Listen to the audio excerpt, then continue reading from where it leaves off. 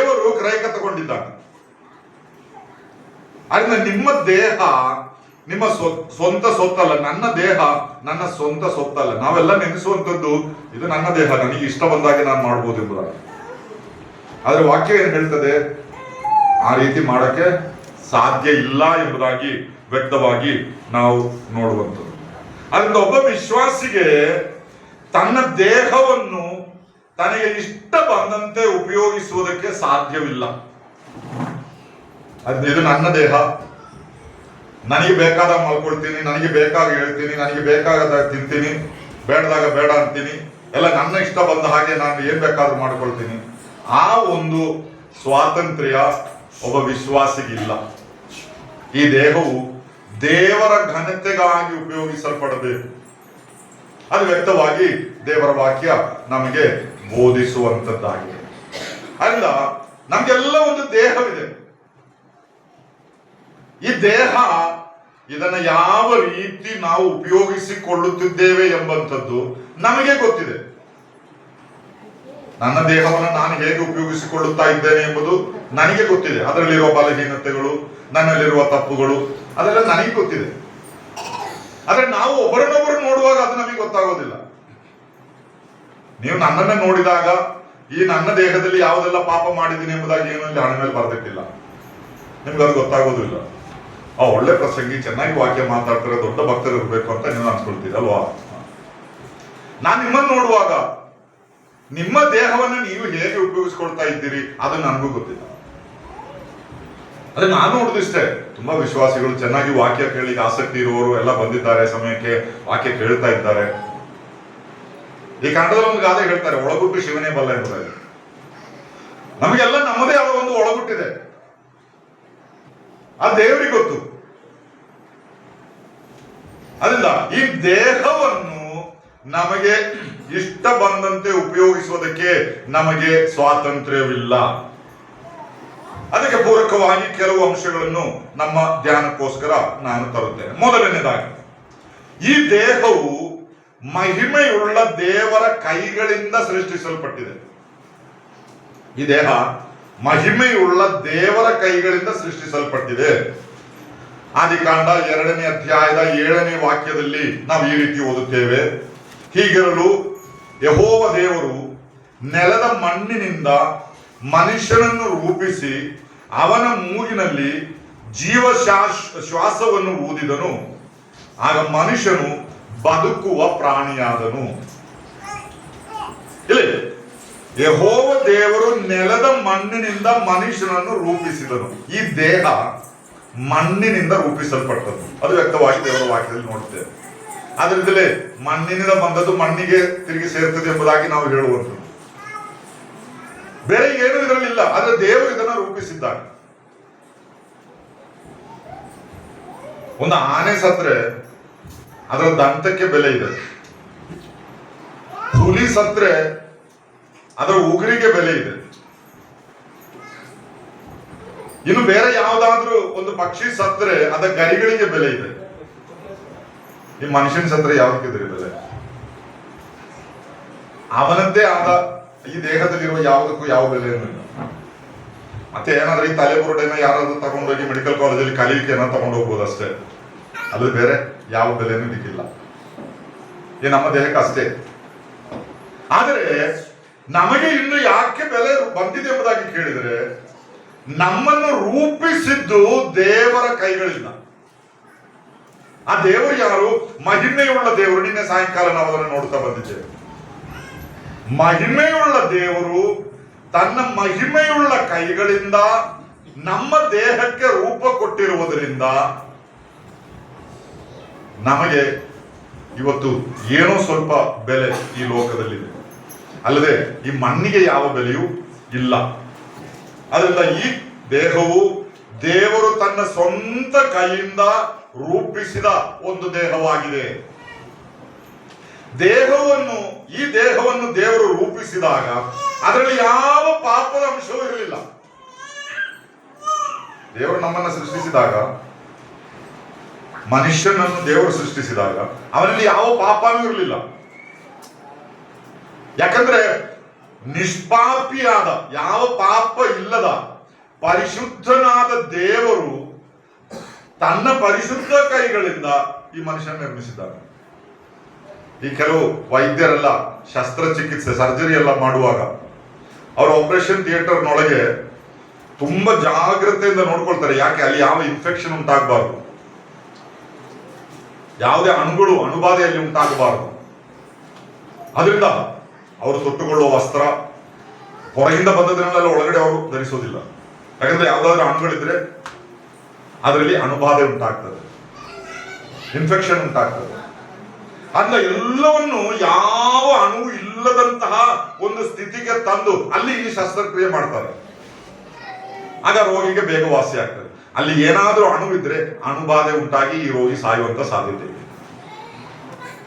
ದೇವರು ಮನುಷ್ಯನನ್ನು ಸೃಷ್ಟಿಸಿದಾಗ ಅದರಲ್ಲಿ ಪಾಪದ ಅಣುಗಳು ಯಾವುದು ಅಲ್ಲಿ ಇರಲಿಲ್ಲ.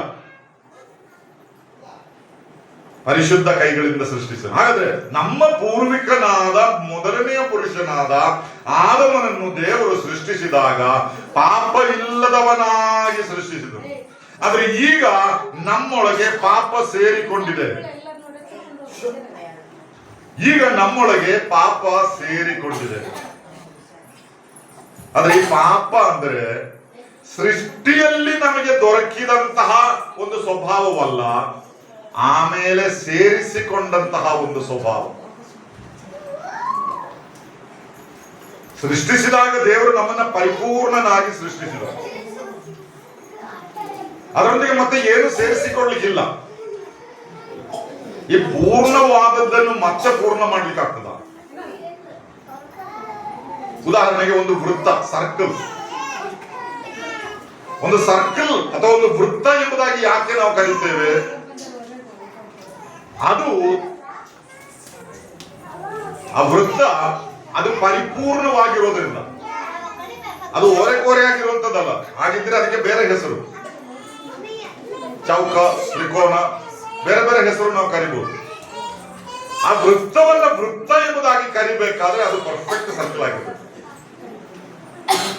ಈ ಪರ್ಫೆಕ್ಟ್ ಆಗಿರುವ ಸರ್ಕಲ್, ಆ ವೃತ್ತವನ್ನ ಇನ್ನಷ್ಟು ಪರ್ಫೆಕ್ಟ್ ಮಾಡ್ಲಿಕ್ಕೆ ಆಗ್ತದ? ಈಗಲೇ ಅದು ಪರ್ಫೆಕ್ಟ್ ಆಗಿದೆ. ಅದನ್ನು ಇನ್ನಷ್ಟು ಪರ್ಫೆಕ್ಟ್ ಮಾಡ್ಲಿಕ್ಕೆ ಹೋದ್ರೆ ಏನಾಗ್ತದೆ? ಅದು ಇಂಪರ್ಫೆಕ್ಟ್ ಆಗ್ತದೆ, ಅಪೂರ್ಣವಾಗ್ತದೆ. ಹಾಗೆ ದೇವರು ಸೃಷ್ಟಿಸಿದಾಗಲೇ ನಮ್ಮನ್ನು ಪೂರ್ಣರಾಗಿ ಸೃಷ್ಟಿಸಿದ್ದಾನೆ. ಆದ್ರೆ ದೇವರು ಮಾಡಿದ ಆ ಪೂರ್ಣತೆಯನ್ನು ಮತ್ತಷ್ಟು ಪೂರ್ಣ ಮಾಡಲಿಕ್ಕೆ ನಾವು ಪ್ರಯತ್ನ ಪಟ್ಟೆವು. ಆಗ ಏನಾಯ್ತು? ಪೂರ್ಣತೆಯಾಗಿ ಸೃಷ್ಟಿಸಲ್ಪಟ್ಟದ್ದು ಅಪೂರ್ಣಗೊಂಡಿತು.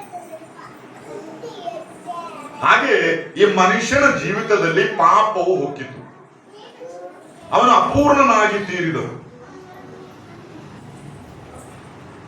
ಆದ್ದರಿಂದ ದೇವರು ಈ ದೇಹವನ್ನ ತನ್ನ ಕೈಗಳಿಂದ ಸೃಷ್ಟಿಸಿ, ನಮ್ಮ ವಿಷಯ ನಮ್ಮ ದೇಹದಿಂದ ದೇವರನ್ನ ಘನಪಡಿಸಬೇಕು.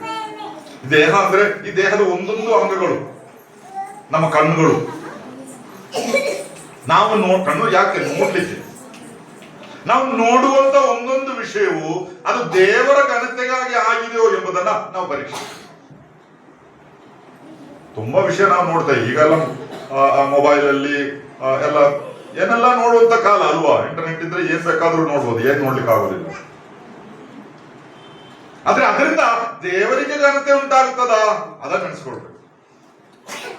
ಟಿವಿಯಲ್ಲಿ ತುಂಬಾ ವಿಷಯ ನೋಡ್ತೇವೆ, ಅದನ್ನು ನೋಡುವುದರಿಂದ ದೇವರಿಗೆ ಘನತೆ ಉಂಟಾಗ್ತದ? ಯಾವ ರೀತಿ ದೇವರಿಗೆ ಅದರಲ್ಲಿ ಮಹಿಮೆ ಇದೆ? ಅದಕ್ಕೆಲ್ಲ ಒಂದು ಉತ್ತರ ನಮ್ಮಲ್ಲಿದೆ. ನಾವು ನಮ್ಮ ಕಿವಿಗಳು, ನಾವು ಕೇಳುವಂತ ಶಬ್ದಗಳು, ತುಂಬಾ ಶಬ್ದ ಕೇಳ್ತೀವಿ, ವಾಕ್ಯನ ಕೇಳ್ತೀವಿ, ಹಾಡುಗಳನ್ನು ಕೇಳ್ತೀವಿ, ಇನ್ನು ಬೇರೆ ಏನೆಲ್ಲ ಕೇಳ್ತೀವಿ. ಈ ಕೇಳುವಂತ ವಿಷಯಗಳೆಲ್ಲ ಯಾವುದಾದ್ರೂ ರೀತಿಯಲ್ಲಿ ದೇವರಿಗೆ ಮಹಿಮೆ ಉಂಟಾಗುವಂಥದ್ದು, ಅದನ್ನು ನಾವು ನೆನೆಸಿಕೊಳ್ಳಬೇಕು. ಅದು ಬಹಳ ಪ್ರಾಮುಖ್ಯವಾದಂತಹ ಒಂದು ವಿಷಯವಾಗಿದೆ. ನಮ್ಮ ಕೈಗಳಾಗ್ಲಿ, ನಮ್ಮ ಕಾಲುಗಳಾಗ್ಲಿ, ದೇಹದ ಬೇರೆ ಯಾವುದೇ ಅಂಗಗಳಾಗಲಿ, ಅದನ್ನೆಲ್ಲ ದೇವರು ಈ ದೇಹದಲ್ಲಿ ಒಂದೊಂದು ಸ್ಥಾನದಲ್ಲಿ ಇಟ್ಟಿದ್ದಾನೆ. ಯಾಕೆ? ಅದು ದೇವರ ಘನತೆಗಾಗಿ ಉಪಯೋಗಿಸಲ್ಪಡಬೇಕು. ಆದ್ರೆ ಎರಡನೇದಾಗಿ ನಾವು ಕಾಣುವಂಥದ್ದು, ಈ ದೇಹವು ಪಾಪದ ನಿಮಿತ್ತ ಮಹಿಮೆಯನ್ನು ಕಳೆದುಕೊಂಡಿತು. ನಾವು ನಿನ್ನೆ ದಿವಸ ಧ್ಯಾನಿಸುತ್ತಾ ಬಂದಿದ್ದೇವೆ. ರೋಮಪುರದವರಿಗೆ ಬರೆದ ಪತ್ರಿಕೆ 3ನೇ ಅಧ್ಯಾಯದ 23ನೇ ವಾಕ್ಯದಲ್ಲಿ ಎಲ್ಲರೂ ಪಾಪ ಮಾಡಿ ದೇವರ ಮಹಿಮೆಯನ್ನು ಹೊಂದದೆ ಹೋಗಿದ್ದಾರೆ. ಎಲ್ಲರೂ ಪಾಪ ಮಾಡಿ ದೇವರ ಮಹಿಮೆಯನ್ನು ಹೊಂದದೆ ಹೋಗಿದ್ದಾರೆ. ಹಾಗಾದ್ರೆ ಪಾಪವಿಲ್ಲದ ಮನುಷ್ಯನು ಯಾರೂ ಇಲ್ಲ. ಈ ಸೈತಾನನು ಮನುಷ್ಯನನ್ನು ತನ್ನ ತಂತ್ರಗಾರಿಕೆಯಿಂದ ವಂಚಿಸಿ ಅವನನ್ನು ಪಾಪಕ್ಕೆ ಗುಲಾಮನನ್ನಾಗಿ ಮಾಡಿದ್ದರಿಂದ ಇಂದು ನಮ್ಮಲ್ಲಿ ಪಾಪದ ಸ್ವಭಾವವಿದೆ. ಒಬ್ಬ ಮನುಷ್ಯನು ಮಾಡಿದ ಪಾಪ. ರೋಮಪುರದವರಿಗೆ ಬರೆದ ಪತ್ರಿಕೆ 5ನೇ ಅಧ್ಯಾಯದ 12ನೇ ವಾಕ್ಯ ಹೇಳುವಂಥದ್ದು, ಒಬ್ಬ ಮನುಷ್ಯನಿಂದಲೇ ಪಾಪದಿಂದ ಮರಣವು ಲೋಕದೊಳಗೆ ಸೇರಿಕೊಂಡಿತು. ಆಮೇಲೆ ಎಲ್ಲ ಪಾಪವಿದೆ. ಪಾಪ ಇಲ್ಲದವರು ಯಾರ್ರಿ? ಯೋಹಾನನ ಪತ್ರಿಕೆ ಬರೆಯುವಾಗ 1 ಯೋಹಾನ 1ನೇ ಅಧ್ಯಾಯದ 8ನೇ ವಾಕ್ಯ ಮತ್ತು 10ನೇ ವಾಕ್ಯವನ್ನು ಓದಿದ್ರೆ, ಯಾರಾದರೂ ನನ್ನಲ್ಲಿ ಪಾಪವಿಲ್ಲ ಎಂಬುದಾಗಿ ಹೇಳಿಕೊಂಡರೆ ಅಥವಾ ಯಾರಾದರೂ ನಾನು ಪಾಪ ಮಾಡಲಿಲ್ಲ ಎಂಬುದಾಗಿ ಹೇಳಿಕೊಂಡರೆ ಅವನು ಸ್ವಯಂ ತನ್ನನ್ನೇ ವಂಚಿಸುವವನು, ದೇವರನ್ನು ಸುಳ್ಳುಗಾರನನ್ನಾಗಿ ಮಾಡುವವನು ಆಗಿದ್ದಾನೆ. ಹಾಗಾದ್ರೆ ನಾನು ವಿಶ್ವಾಸಿ ಆದರೂ ನನ್ನಲ್ಲಿ ಪಾಪಗಳು ಸ್ವಾಭಾವಿಕವಾಗಿ ಬರುತ್ತದೆ. ಯಾಕಂದ್ರೆ ಈ ದೇಹದಲ್ಲಿ ನಾವು ದೇವರ ಮಹಿಮೆಯನ್ನ ಕಳಕೊಂಡದ್ದರಿಂದ ಪಾಪವು ಸುಲಭವಾಗಿ ಹತ್ತಿಕೊಳ್ಳುತ್ತದೆ. ನಾನೊಂದು ಉದಾಹರಣೆಗೆ, ನಮ್ಮ ಮನೆಯಲ್ಲಿ ಇರುವಂತಹ ಮಕ್ಕಳು, ಚಿಕ್ಕ ಮಕ್ಕಳು, ಯಾರಾದ್ರೂ ತಂದೆ ತಾಯಿಗಳು ಆ ಮಕ್ಕಳಿಗೆ ಸುಳ್ಳು ಹೇಳ್ಬೇಕಂತ ಕಲಿಸ್ತಾರ? ಯಾರು ಕಲಿಸೋದಿಲ್ಲ. ಯಾರು ಶಾಲೆಗೆ ಹೋದ್ರೆ ಸುಳ್ಳು ಹೇಳ್ರಿ ಅಂತ ಕಲಿಸ್ತಾರ? ಯಾರು ಕಲಿಸೋದಿಲ್ಲ. ನಾವೇನೋದು ಹೇಳೋದು, ಸತ್ಯ ಮಾತಾಡ್ಬೇಕು, ಸತ್ಯವನ್ನೇ ಹೇಳ್ಬೇಕು. ಈ ಮಗು ಸ್ವಲ್ಪ ಬೆಳೆದಾಗ ಈ ಮಗು ಸುಳ್ಳು ಹೇಳ್ತದ? ಸ್ವಾಭಾವಿಕವಾಗಿ ಸುಳ್ಳು ಹೇಳ್ತದೆ.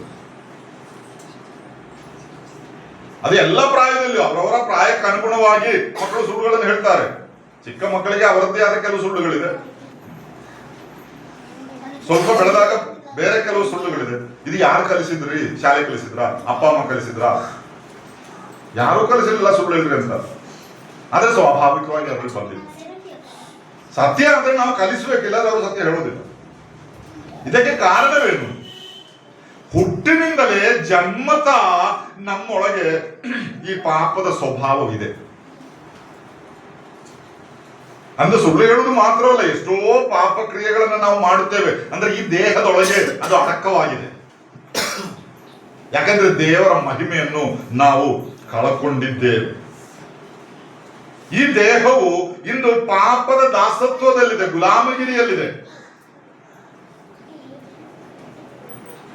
ಆದ್ರಿಂದ ಈ ವಿಷಯಗಳಿಂದೆಲ್ಲ ಹೊರಗೆ ಬಂದು ದೇವರ ಘನತೆಗಾಗಿ ಈ ದೇಹವನ್ನ ನಾವು ಉಪಯೋಗಿಸಬೇಕು ಎಂಬುದಾಗಿ ದೇವರ ವಾಕ್ಯ ಹೇಳುವಂತದ್ದಾಗಿದೆ.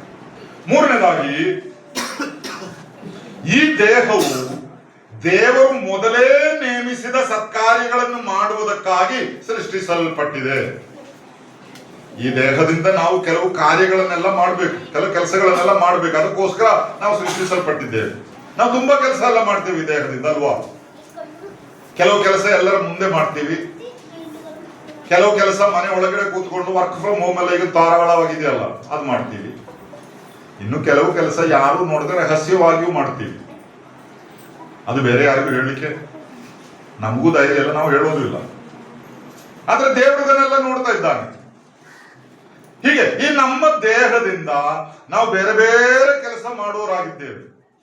ಆದ್ರೆ ವಾಕ್ಯ ಹೇಳುವಂತದ್ದೇನು? ನಮಗೆ ಇಷ್ಟ ಬಂದ ಕೆಲಸ ಮಾಡ್ಲಿಕ್ಕಾಗಿ ಅಲ್ಲ ಈ ದೇಹವನ್ನ ದೇವರು ಸೃಷ್ಟಿಸಿರೋದು.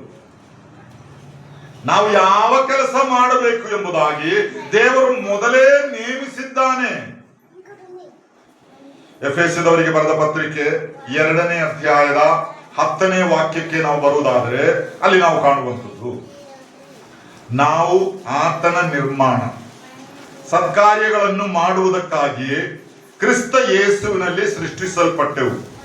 ನಾವು ಸತ್ಕಾರ್ಯಗಳನ್ನು ನಡೆಸುವವರಾಗಿ ಬದುಕಬೇಕೆಂದು ದೇವರು ನಮ್ಮನ್ನು ಮೊದಲೇ ನೇಮಿಸಿದನು. ಸತ್ಕಾರ್ಯಗಳು, ಆಂಗ್ಲ ಭಾಷೆಯಲ್ಲಿ ಗುಡ್ ವರ್ಕ್ಸ್, ಒಳ್ಳೆಯ ಕಾರ್ಯಗಳು ಎಂಬುದಾಗಿ ಹಾಗಾದ್ರೆ ನಾವು ಸತ್ಕಾರ್ಯಗಳನ್ನು ಮಾಡುವುದಕ್ಕಾಗಿ ಅಥವಾ ಒಳ್ಳೆಯ ಕಾರ್ಯಗಳನ್ನು ಮಾಡುವುದಕ್ಕಾಗಿ ದೇವರು ನಮ್ಮನ್ನ ಸೃಷ್ಟಿಸಿದನು, ನಮಗೆ ಇಷ್ಟ ಬಂದ ಕಾರ್ಯ ಮಾಡ್ಲಿಕ್ಕಾಗಿ ಅಲ್ಲ. ಅದರಿಂದ ಈ ದೇಹದಿಂದ ನಾವು ಮಾಡುವ ಯಾವ ಕಾರ್ಯವೂ ನಮಗೆ ಇಷ್ಟ ಬಂದಂತೆ ಅಲ್ಲ, ಆದ್ರೆ ದೇವರು ನಮಗೋಸ್ಕರ ಕೆಲವು ವಿಷಯಗಳನ್ನು ನೇಮಿಸಿದ್ದಾನೆ. ಯಾವಾಗ ನೇಮಿಸಿದ್ದಾನೆ ಅಲ್ಲಿ ನಾವು ನೋಡುವಂಥದ್ದು, ದೇವರು ನಮ್ಮನ್ನು ಮೊದಲೇ ನೇಮಿಸಿದರು. ಈ ಮೊದಲೇ ನೇಮಿಸಿದನು ಎಂಬುದಾಗಿ ಹೇಳಿದರೆ ಯಾವಾಗ? ನಾವು ಸೃಷ್ಟಿಸಲ್ಪಡುವುದಕ್ಕಿಂತಲೂ ಮೊದಲೇ ನಾವು ಯಾವ ಕೆಲಸ ಮಾಡಬೇಕು ಎಂಬಂಥದ್ದನ್ನು ದೇವರು ನೇಮಿಸಿದ್ದಾನೆ. ಆಮೇಲೆ ಅದಕ್ಕೆ ಅನುಗುಣವಾಗಿ ನಮ್ಮನ್ನು ಆತನು ಸೃಷ್ಟಿಸಿದ್ದಾನೆ. ಈಗ ನಾವೊಂದು ಮನೆ ಕಟ್ಟಬೇಕಾದ್ರೆ, ಒಂದು ಕಟ್ಟಡ ಕಟ್ಟಬೇಕಾದ್ರೆ ಅದಕ್ಕೆ ಒಂದು ನೀಲಿನ ಒಂದು ಒಂದು ಬ್ಲೂ ಪ್ರಿಂಟ್, ನೀಲಿನ ಕಾಶೆ ಎಂಬುದಾಗಿ ಹೇಳ್ತೀವಿ ಬ್ಲೂ ಪ್ರಿಂಟ್. ಈ ಬ್ಲೂ ಪ್ರಿಂಟ್ ಅಂದ್ರೆ ಏನು? ಈ ಕಟ್ಟಡವನ್ನ ಹೇಗೆ ಕಟ್ಟಬೇಕು ಎಂಬುದು ಎಲ್ಲ ಅದರಲ್ಲಿ ಹೇಳ್ತೀವಿ. ಇದರ ಅಸ್ಥಿವಾರ ಎಷ್ಟು ಆಳಕ್ಕೆ ಹೋಗ್ಬೇಕು, ಎಷ್ಟು ಬೀಮ್ಗಳು ಇದಕ್ಕೆ ಬೇಕು, ಎಷ್ಟು ಸಿಮೆಂಟ್ ಇದಕ್ಕೆ ಹಾಕಬೇಕು, ಎಷ್ಟು ರೂಮ್ಗಳು ಇದಕ್ಕೆ ಬೇಕು, ಇದರ ಕೊನೆಯಲ್ಲಿ ಇದರ ಎಲಿವೇಶನ್ ಹೇಗಿರ್ಬೇಕು, ಇದೆಲ್ಲ ಮೊದಲೇ ಈ ಬ್ಲೂ ಪ್ರಿಂಟ್ ಅಲ್ಲಿ ನಾವು ತೋರಿಸ್ತೇವೆ. ಆಮೇಲೆ ಅದಕ್ಕೆ ಅನುಗುಣವಾಗಿ ಈ ಕಟ್ಟಡವನ್ನ ಕಟ್ಟುತ್ತೇವೆ. ಹಾಗಾದ್ರೆ ಮೊದಲು ಯಾವುದು ಬಂತು? ಕಟ್ಟಡ ಬಂತೋ ಬ್ಲೂ ಪ್ರಿಂಟ್ ಬಂತು? ಮೊದಲು ಬ್ಲೂ ಪ್ರಿಂಟ್ ಬಂತು ಅಲ್ವಾ? ಕಟ್ಟಡ ಆಮೇಲೆ ಬಂದಿತ್ತು. ಮೊದಲು ನೀಲಿನ ಕಾಶೆ, ಆಮೇಲೆ ಕಟ್ಟಡ. ಅದೇ ರೀತಿಯಲ್ಲಿ ದೇವರು ನಾವು ಮಾಡಬೇಕಾದ ಕಾರ್ಯಗಳನ್ನು ಮೊದಲೇ ನೇಮಿಸಿದನು, ಆಮೇಲೆ ನಮ್ಮನ್ನ ಅದಕ್ಕನುಗುಣವಾಗಿ ಸೃಷ್ಟಿಸಿದನು. ಹಾಗಾದ್ರೆ ಮೊದಲು ನಾವು ಬಂದದ್ದು ನಾವು ಮಾಡಬೇಕಾದ ಕಾರ್ಯವ ಬಂದದ್ದು, ನಾವು ಮಾಡಬೇಕಾದ ಕಾರ್ಯಗಳನ್ನು ದೇವರು ಮೊದಲೇ ಯೋಜಿಸಿದ್ದಾರೆ. ಆಮೇಲೆ ಅದಕ್ಕೆ ಅನುಗುಣವಾಗಿ ದೇವರು ನಮ್ಮನ್ನ ಸೃಷ್ಟಿಸಿದ್ದಾನೆ. ಅದರಿಂದ ನಾವೆಲ್ಲ ವ್ಯತ್ಯಸ್ತ ಆಗಿದೆ. ಯಾಕಂದ್ರೆ ಎಲ್ರಿಗೂ ಒಂದೇ ಕೆಲಸ ಅಲ್ಲ ದೇವರು ಕೊಟ್ಟಿರುವಂತದ್ದು. ನಾನು ಮಾಡುವ ಕೆಲಸ ನಿಮಗೆ ಮಾಡ್ಲಿಕ್ಕೆ ಆಗೋದಿಲ್ಲ, ನೀವು ಮಾಡುವ ಕೆಲಸ ನನಗೂ ಮಾಡ್ಲಿಕ್ಕೆ ಆಗೋದಿಲ್ಲ. ನಾನು ಒಮ್ಮೊಮ್ಮೆ ಉದಾಹರಣೆಯಾಗಿ ಹೀಗೆ ಹೇಳುವಂತ ಒಂದು ಮಾತುಂಟು, ಯಾಕೆ ನನ್ನ ಈ 6 ಅಡಿ ಉದ್ದ ದೇವರು ಮಾಡಿದ್ದಾನೆ ಎಂಬುದಾಗಿ. ಇದರಿಂದ ತುಂಬಾ ಕಷ್ಟ ಇದೆ, ನೀವು ನೋಡುವಾಗ ಅವರು ಚೆನ್ನಾಗಿ ಹೈಟ್ ಆಗಿದ್ದಾರೆ ಎಂಬುದಾಗಿ. ಅದರ ಕಷ್ಟ ನನಗೆ ಗೊತ್ತು, ಅನುಭವಿಸೋರಿಗೆ ಗೊತ್ತು. ಉದ್ದ ಜಾಸ್ತಿ ಆದ್ರೂ ತುಂಬಾ ಕಷ್ಟ ಸಮಾಜದಲ್ಲಿ ಬದುಕಲಿಕ್ಕೆ. ಬಸ್ಸಲ್ಲೆಲ್ಲ ಹೋದ್ರೆ ನಿಂತ್ಕೊಳ್ಳಿಕ್ಕೆ ಆಗುತ್ತೆ, ತಲೆ ಮುಟ್ತದೆ ಮೇಲೆ. ಕೆಲವು ಮನೆ ಒಳಗೆ ಹೋದ್ರೆ ತಲೆ ಬಾಗ್ಲಿಕ್ಕೆ ಹೊಡಿತದೆ. ಅದರದ್ದೇ ಆದ ಕಷ್ಟಗಳಿದೆ. ಕುಳ್ಳಗಿರುವವರು ನೆನೆಸೋದು, ಅಯ್ಯೋ ನಾನು ಯಾಕೆ ಹೀಗೆ ಕುಳ್ಳಗಾಗಿದ್ದೇನೆ ಅಂತ. ನಾನು ಹೇಳುವಂಥದ್ದು ಉದಾಹರಣೆಗೆ, ನಾನು ಯಾವಾಗಲೂ ಹೇಳು, ನನ್ನನ್ನು ದೇವರು ಯಾಕೆ ಈ 6 ಅಡಿ ಉದ್ದ ಮಾಡಿದ್ದಾನೆ ಎಂಬುದಾಗಿ ಕೇಳಿದ್ರೆ, ನನಗೆ ದೇವರು ನೇಮಿಸಿದ ಕಾರ್ಯಗಳನ್ನು 6 ಅಡಿ ಉದ್ದ ಇದ್ದವರಿಗೆ ಮಾತ್ರವೇ ಮಾಡಬಹುದು, 4.5 ಅಡಿ ಇದ್ದವರಿಗೆ ಮಾಡ್ಲಿಕ್ಕೆ ಆಗೋದಿಲ್ಲ. ಇನ್ನೊಬ್ಬನನ್ನು ಯಾಕೆ ದೇವರು 4.5 ಅಡಿ ಉದ್ದ ಮಾಡಿದ್ದಾನೆ? ಅವರಿಗೆ ನಿರ್ವಹಿಸಲಿಕ್ಕಿರುವ ಕಾರ್ಯ 6 ಅಡಿಯವನಿಗೆ ಮಾಡ್ಲಿಕ್ಕೆ ಆಗೋದಿಲ್ಲ. ನಾನು ಉದಾಹರಣೆಯಾಗಿ ಹೇಳುವಂಥದ್ದು. ಅಂದ್ರೆ ನಾವೆಲ್ಲ, ನಮ್ಮ ದೇಹ ಸೃಷ್ಟಿಸಲ್ಪಟ್ಟದ್ದು ಯಾವ ಕಾರ್ಯಕ್ಕೋಸ್ಕರ ದೇವರು ನಮ್ಮನ್ನು ಉದ್ದೇಶಿಸಿದ್ದಾನೋ ಅದಕ್ಕೆ ಅನುಗುಣವಾಗಿ. ಅದರಿಂದ ನಮ್ಮ ಸ್ವಂತ ರೂಪದ ಬಗ್ಗೆ ಯಾರೂ ಗಾಬರಿ ಪಟ್ಕೊಳ್ಬೇಡ್ರಿ. ಅಯ್ಯೋ ದೇವರು ಯಾಕೆ ನಾನು ಹಿಂಗೆ ಕರ್ರಾಗಿ ಮಾಡಿದ್ದಾನೆ, ಅವ್ರು ನೋಡಿ ಎಷ್ಟು ಬೆಳಗಿದ್ದಾರೆ, ಬೇಡ. ದೇವರು ಯಾಕೆ ನನ್ನನ್ನು ಇಷ್ಟು ಗಿಡ್ಡ ಮಾಡಿದ್ದಾನೆ, ಯಾಕೆ ನಾನು ಉದ್ದವಾಗಿ ಮಾಡಿಲ್ಲ? ದೇವರು ಯಾಕೆ ನನಗೆ ಈ ರೂಪ ಕೊಟ್ಟಿದ್ದಾನೆ, ಇನ್ನೂ ಸ್ವಲ್ಪ ಅಂದವಾಗಿ ಯಾಕೆ ನನ್ನನ್ನು ಮಾಡಿಲ್ಲ? ಹೀಗೆ ನೆನೆಸಿಕೊಂಡು ಕೆಲವು ಸಹೋದರಿಯರೆಲ್ಲ ಈ ಬೆಳಿಗ್ಗೆ ಎದ್ದು ಕನ್ನಡಿಯ ಮುಂದೆ 1.5 ಗಂಟೆ ಎಲ್ಲ ನಿಂತ್ಕೊಳ್ತಾರೆ ಈ ರೂಪ ಬದಲಿಸ್ಲಿಕ್ಕೆ. ಅದಕ್ಕೆ ಊಟಕ್ಕೆ ಬರ್ಲಿಕ್ಕೆ ಲೇಟ್ ಆಗೋದು ಅಲ್ವಾ? ಆಮೇಲೆ ನಮ್ಮನ್ನೇ ನಾವು ಶಾಪಿಸ, ಅಯ್ಯೋ ಈ ಒರಿಜಿನಲ್ ಕಲರ್ ಚೆನ್ನಾಗಿಲ್ಲ, ಕಲರ್ ಸ್ವಲ್ಪ ಬೇರೆ. ಯಾಕ್ರಿ? ಅಲ್ಲ, ಸ್ವಲ್ಪ ಸೆಂಟು ಪೌಡರ್ ಎಲ್ಲ ಹಾಕೊಳ್ಳಿ, ಇಲ್ಲಾಂದ್ರೆ ಬೇವ್ರನ್ನ ವಾಸನೆ ಬರ್ತದೆ, ಅದು ಬೇರೆ ವಿಷಯ. ಆದ್ರೆ ನಾನು ಹೇಳುವಂಥದ್ದು, ನಾವು ಏನಾಗಿದ್ದೇವೋ, ಯಾವ ರೂಪದಲ್ಲಿದ್ದೇವೋ ಅದರಲ್ಲಿ ತೃಪ್ತರಾಗಬೇಕು. ಯಾಕಂದ್ರೆ ದೇವರು ಯಾವ ಮಿಸ್ಟೇಕು ಮಾಡಿಲ್ಲ, ನಮ್ಮನ್ನ ಸೃಷ್ಟಿಸಿದ್ರಲ್ಲಿ ಮಾಡಿದ್ದಾನ ಇಲ್ಲ. ಆ ಬ್ಲೂ ಪ್ರಿಂಟ್ ಅಲ್ಲಿ ಏನಿತ್ತೋ ಹಾಗೇ ನಮ್ಮನ್ನ ಸೃಷ್ಟಿಸಿದ್ದಾನೆ. ಆದ್ರಿಂದಲೇ ನಾನು ಬೇರೆ, ನೀವು ಬೇರೆ. ಅಂದ್ರೆ ನಾವು ಮಾಡಬೇಕಾದದ್ದೇನು, ಅಯ್ಯೋ ದೇವರೇ ನಾನು ಯಾಕೆ ಹೀಗೆ ಆದೆ ಎಂಬುದಾಗಿ ಕೊರಗಿ ಗುಣಗುಟ್ಟುವುದಲ್ಲ. ಕರ್ತನೇ ನನ್ನನ್ನು ಹೀಗೆ ಮಾಡಿದ್ದಕ್ಕಾಗಿ ನಿನಗೆ ಸ್ತೋತ್ರ, ಇದರಿಂದ ನಿನಗೊಂದು ಉದ್ದೇಶವಿದೆ, ಇದರಿಂದ ನಿನ್ನನ್ನು ಘನಪಡಿಸಬಹುದು ಎಂಬುದಾಗಿ.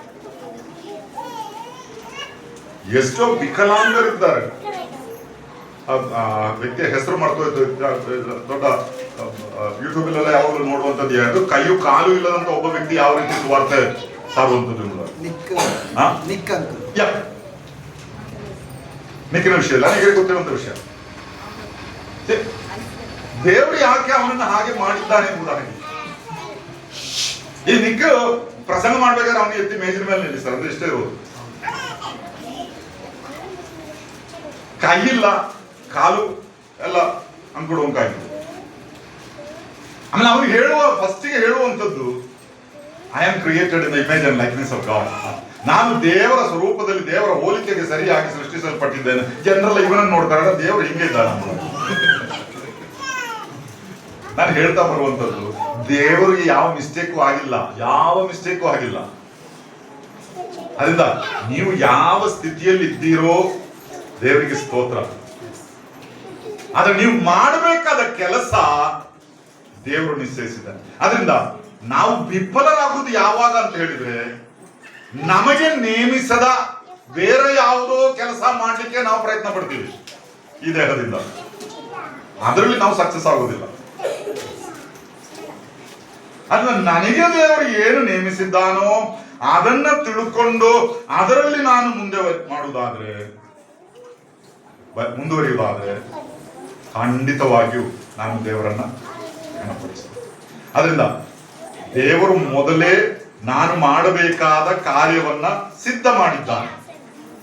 ಆದ್ರೆ ಅದು ಏನು ಎಂಬುದಾಗಿ ನನಗೆ ಗೊತ್ತಿಲ್ಲದಂತಹ ಒಂದು ಕಾಲವಿತ್ತು. ನಾನು ರಕ್ಷಿಸಲ್ಪಡುವ ಮೊದಲು ನನಗೋಸ್ಕರ ದೇವರು ಮೊದಲೇ ನೇಮಿಸಿದ ಕಾರ್ಯ ಏನು ಎಂಬುದಾಗಿ ನನಗೆ ಗೊತ್ತಿರಲಿಲ್ಲ. ತಿಳುವಳಿಕೆ ಇಲ್ಲದಂತಹ ಕಾಲ, ಜ್ಞಾನವಿಲ್ಲದಂತಹ ಕಾಲ. ಆದ್ರೆ ನಾನು ರಕ್ಷಿಸಲ್ಪಟ್ಟಾಗ ಏನಾಯ್ತು, ನನಗೋಸ್ಕರ ಇಷ್ಟು ವರ್ಷ ಜೀವಿಸದ ಹಾಗೆ ಅಲ್ಲ ನಾನು ಜೀವಿಸಬೇಕಾದದ್ದು. ನನಗೋಸ್ಕರ ದೇವರು ಬೇರೆ ಒಂದು ಯೋಜನೆ ಮೊದಲೇ ಹಾಕಿಕೊಂಡಿದ್ದಾನೆ. ಆದ್ರೆ ಇಷ್ಟು ವರ್ಷ ನನಗದು ಗೊತ್ತಿರಲಿಲ್ಲ, ಈಗ ನನಗದು ಗೊತ್ತಾಯಿತು. ಇನ್ನು ಅದಕ್ಕನುಗುಣವಾಗಿ ನಾನು ಜೀವಿಸಬೇಕು. ನನ್ನ ದೇಹದ ಒಂದೊಂದು ಅಂಗಗಳನ್ನು ಆ ರೀತಿಯಾಗಿ ನಾನು ಉಪಯೋಗಿಸಬೇಕು.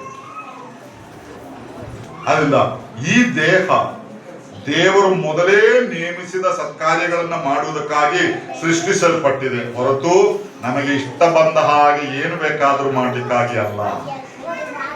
ಮುಂದೆ ಹೋಗ್ತೇನೆ. ನಾಲ್ಕನೇದಾಗಿ, ಈ ದೇಹದಲ್ಲಿ ದೇವರ ಘನತೆಯನ್ನು ಪ್ರಸಿದ್ಧಿಪಡಿಸುವುದಕ್ಕೆ ಸಾಧ್ಯವಿದೆ. ಈ ದೇಹದಲ್ಲಿ ದೇವರ ಘನತೆಯನ್ನ ಪ್ರಸಿದ್ಧಿಪಡಿಸಲಿಕ್ಕೆ ಸಾಧ್ಯವಿದೆ. ಕೆಲವರು ಹೇಳ್ತಾರೆ, ಈ ದೇಹದಲ್ಲಿ ಅದೆಲ್ಲ ಸಾಧ್ಯ ಇಲ್ಲ ಬ್ರದರ್, ಇದು ಪಾಪಮಯವಾದ ದೇಹ, ಇದು ಯಾವಾಗಲೂ ಪಾಪದಲ್ಲಿ ಬಿದ್ದುಕೊಂಡಿರ್ತದೆ ಅಲ್ಲ. ಈ ದೇಹವನ್ನ ದೇವರು ಸೃಷ್ಟಿಸಿದಾಗ ಪಾಪ ಮಾಡ್ಲಿಕ್ಕೂ ಈ ದೇಹಕ್ಕೆ ಶಕ್ತಿ ಇದೆ, ನೀತಿ ಕಾರ್ಯಗಳನ್ನು ಮಾಡಲಿಕ್ಕೂ ಶಕ್ತಿ ಇದೆ. ಇದರಲ್ಲಿ ಯಾವುದನ್ನು ನೀವು ಆರಿಸಿಕೊಳ್ತೀರಿ ಎಂಬುದು ಪ್ರಾಮುಖ್ಯ. ಆ ಒಂದು ವಿಷಯ ಇಲ್ಲಿ ಪೌಲನು ಗಲಾತ್ಯದವರಿಗೆ ಬರೆದ ಪತ್ರಿಕೆ 6ನೇ ಅಧ್ಯಾಯದ 17ನೇ ವಾಕ್ಯದಲ್ಲಿ ತಾನು ಹೇಳುವಂಥದ್ದು, ಇನ್ನು ಮೇಲೆ ಯಾರು ನನ್ನನ್ನು ತೊಂದರೆ ಪಡಿಸಬಾರದು, ನನ್ನ ದೇಹದಲ್ಲಿ ಯೇಸುವಿನ ಮುದ್ರೆಗಳು ಹಾಕಿರುತ್ತವಲ್ಲ. ಪೌಲನ ಜೀವಿತವನ್ನು ನಾವು ನೋಡುತ್ತಾ ಬರುವುದಾದ್ರೆ ಆ ಒಂದು ದೇಹದಲ್ಲಿ ಎಷ್ಟು ಏಟು ತಿಂದಾನೆ ಗೊತ್ತಾ ಈ ಪೌಲನು, ಎಷ್ಟು ಹೊಡೆತ ತಿಂದಾನೆ ಗೊತ್ತಾ? ಚಾಟಿ ಎದ್ದು ಬೆನ್ನ ಮೇಲೆ 3 ಸಾರಿ 40 ಕಡಿಮೆ 1 ಅಂದ್ರೆ 39 ಏಟು ಎಂಬುದಾಗಿ ಅದು ಕಾನೂನು ಪ್ರಕಾರ ಅವರಿಗಿದ್ದಂತಹ ಒಂದು ವಿಧಿ. ಅದು ಸಾಧಾರಣ ಅಲ್ಲ, ಚಾಟಿಯಿಂದ ಬೆನ್ನಿಗೆ ಹೊಡೆಯುವಂಥದ್ದು. ಇನ್ನು ಏನೆಲ್ಲ ಅನುಭವಿಸಿದ್ದಾನೆ ಆ ದೇಹದಲ್ಲಿ. ಸರ್, ನಾನು ಅನಿಸ್ತೇನೆ ಈ ಪೌಲನನ್ನು ನಮ್ಮ ಮುಂದೆ ನಿಲ್ಲಿಸಿ ಅವನ ಅಂಗಿಯನ್ನೆಲ್ಲ ಒಮ್ಮೆ ತೆಗೆದು ಬರಿಮೈಯಲ್ಲಿ ನಮ್ಮ ಮುಂದೆ ಒಮ್ಮೆ ನಿಲ್ಲಿಸಿದ್ರೆ ಅವನ ದೇಹದಲ್ಲಿ ಫುಲ್ ಗಾಯದ ಗುರುತುಗಳು. ಅಲ್ಲ, ನಾವೆಲ್ಲ ಫುಲ್ ಶರ್ಟ್ ಎಲ್ಲ ಹಾಕೊಂಡು ಬಂದಿಂತಾಗ ಯಾರಿಗೂ ಗೊತ್ತಾಗಲ್ಲ ಒಳಗಡೆ ಏನಿದೆ ಎಂಬುದಾಗಿ. ಪೌಲನನ್ನು ನಮ್ಮ ಮುಂದೆ ಆ ತರ ತಂದು ಅಂಗಿ ಬಿಚ್ಚಿ ಒಮ್ಮೆ ನಿಲ್ಲಿಸಿದರೆ ನಮಗೆ ಆಶ್ಚರ್ಯ ಆಗ್ತದೆ, ಎಷ್ಟು ಗಾಯದ ಗುರುತುಗಳು ಎಂಬುದಾಗಿ. ಅದರ ಬಗ್ಗೆ ಹೇಳುವುದೇನು? ಯೇಸುವಿನ ಮುದ್ರೆಗಳು ಈ ದೇಹದಲ್ಲಿ ಹಾಕಿರಲ್ಪಟ್ಟಿದ್ದೆಲ್ಲ ಯೇಸುವಿನ ಮುದ್ರೆ ಎಂಬುದಾಗಿ ಆತನು ಹೇಳುವುದು. ಹಾಗಾದ್ರೆ ಈ ದೇಹದಲ್ಲಿ ಸಂಭವಿಸಿದ ಎಲ್ಲವೂ ದೇವರ ಘನತೆಗಾಗಿ, ಅದು ದೇವರ ಯೇಸುವಿನ ಮುದ್ರೆಗಳು, ಅದು ಒಂದು ಸಾಕ್ಷಿ. ಹಾಗಾದ್ರೆ ಈ ದೇಹವನ್ನು ದೇವರು ಸೃಷ್ಟಿಸಿದಾಗಲೇ ದೇವರನ್ನ ಘನಪಡಿಸುವುದಕ್ಕೆ ಶಕ್ತಿಯುಳ್ಳ ದೇಹವಾಗಿ ದೇವರು ಸೃಷ್ಟಿಸಿದ್ದಾನೆ. ಈ ಲೋಕವು ನಮ್ಮನ್ನ ಕಾಣುವುದು ನಮ್ಮ ಹೊರನೋಟದ ಶರೀರವನ್ನ ಮಾತ್ರ. ನಮಗೂ ದೇವರಿಗೂ ಇರುವ ಆತ್ಮ ಸಂಬಂಧವನ್ನ ಲೋಕದವರು ಕಾಣೋದಿಲ್ಲ. ಅಂದ ನನಗೂ ದೇವರಿಗೂ ಆತ್ಮ ಸಂಬಂಧ ಚೆನ್ನಾಗಿದೆ, ದೇಹದ ಬಗ್ಗೆ ನಾನು ಕಾಳಜಿ ಪಡುವುದಿಲ್ಲ ಎಂಬುದಾಗಿ ಹೇಳಿದ್ರೆ ಅದು ಒಳ್ಳೆಯ ಸಾಕ್ಷಿ ಅಲ್ಲ. ಯಾಕಂದ್ರೆ ಹೊರಗಿನವರು ನಮ್ಮನ್ನು ನೋಡೋದು ಈ ದೇಹದಿಂದ. ಆದ್ರಿಂದ ಈ ದೇಹ ಏನೆಲ್ಲ ಕೆಲಸ ಮಾಡ್ತದೆ, ಈ ದೇಹವನ್ನು ನಾವು ಎಲ್ಲೆಲ್ಲಿ ಕೊಂಡು ಹೋಗುತ್ತೇವೆ. ಈ ದೇಹ ಅಂದ್ರೆ ನಾನಲ್ಲ. ನಾನು ನಿಮ್ಮ ಹತ್ರ ಹೇಳ್ತೇನೆ, ನನ್ನೊಮ್ಮೆ ಮುಟ್ರಿ ಎಂಬುದಾಗಿ ಹೇಳಿದ್ರೆ ಮುಟ್ತೀರಾ? ಹೇಳಿದ್ರೆ ಮುಟ್ತೀರಲ್ವಾ? ನೀವು ಅದು ಎಲ್ಲಿ ಮುಟ್ತೀರಿ? ಇಲ್ಲಿ ಮುಟ್ತೀರ. ನನ್ನ ಅಲ್ಲಲ್ಲ, ಅದು ನನ್ನ ಕೈ. ನೀವು ನನ್ನನ್ನು ಮುಟ್ರಿ. ಇದು ನಾನಲ್ಲ, ಇದು ನನ್ನ ಕೈ. ತಲೆ ಮುಟ್ತೀರಿ. ನಾನು ಹೇಳಿದ್ರೆ ಅಲ್ಲ, ಅದು ನಾನಲ್ಲ, ಅದು ನನ್ನ ತಲೆ. ನನ್ನ ತಲೆ ಬೇರೆ, ನಾನೆಲ್ಲಿದ್ದೇನೆ? ಇದು ನನ್ನ ಹೊಟ್ಟೆ, ನಾನಲ್ಲ. ನನ್ನನ್ನು ಮುಟ್ರಿ. ಇದೆಲ್ಲ ನನ್ನದು. ಆದ್ರೆ ನಾನು ಯಾರು? ಒಳಗಿರುವಂತಹ ಆ ವ್ಯಕ್ತಿತ್ವ. ಆದ್ರಿಂದ ನಾನು ಎಂಬಂತ ಆ ವ್ಯಕ್ತಿತ್ವ ಈ ದೇಹವನ್ನ ಎಲ್ಲಿ ನಡೆಸ್ಕೊಂಡು ಹೋಗ್ಬೇಕು, ಈ ದೇಹದ ಅಂಗಗಳನ್ನು ಯಾವ ರೀತಿ ಉಪಯೋಗಿಸಬೇಕು, ಅದು ನಾನು ತೀರ್ಮಾನಿಸುವುದು. ಆದ್ರೆ ನಾವು ಈ ದೇಹವನ್ನ ಹೇಗೆ ಉಪಯೋಗಿಸಬೇಕು, ಎಲ್ಲಿ ತಗೊಂಡು ಹೋಗುದು? ಭಾನುವಾರ ದಿವಸ ದೇವಾಲಯಕ್ಕೆ ಸಭೆಗೆ ನಡೆಸ್ಕೊಂಡು ಹೋಗ್ಬೇಕಾ, ಸಿನಿಮಾ ನೋಡ್ಲಿಕ್ಕೆ ನಡೆಸ್ಕೊಂಡು ಹೋಗ್ಬೇಕಾ? ಅದು ನೀವು ತೀರ್ಮಾನ ಮಾಡ್ಕೊಳ್ಬೇಕು. ಯಾವುದರಿಂದ ದೇವರಿಗೆ ಘನತೆ ಉಂಟಾಗುತ್ತದೆ?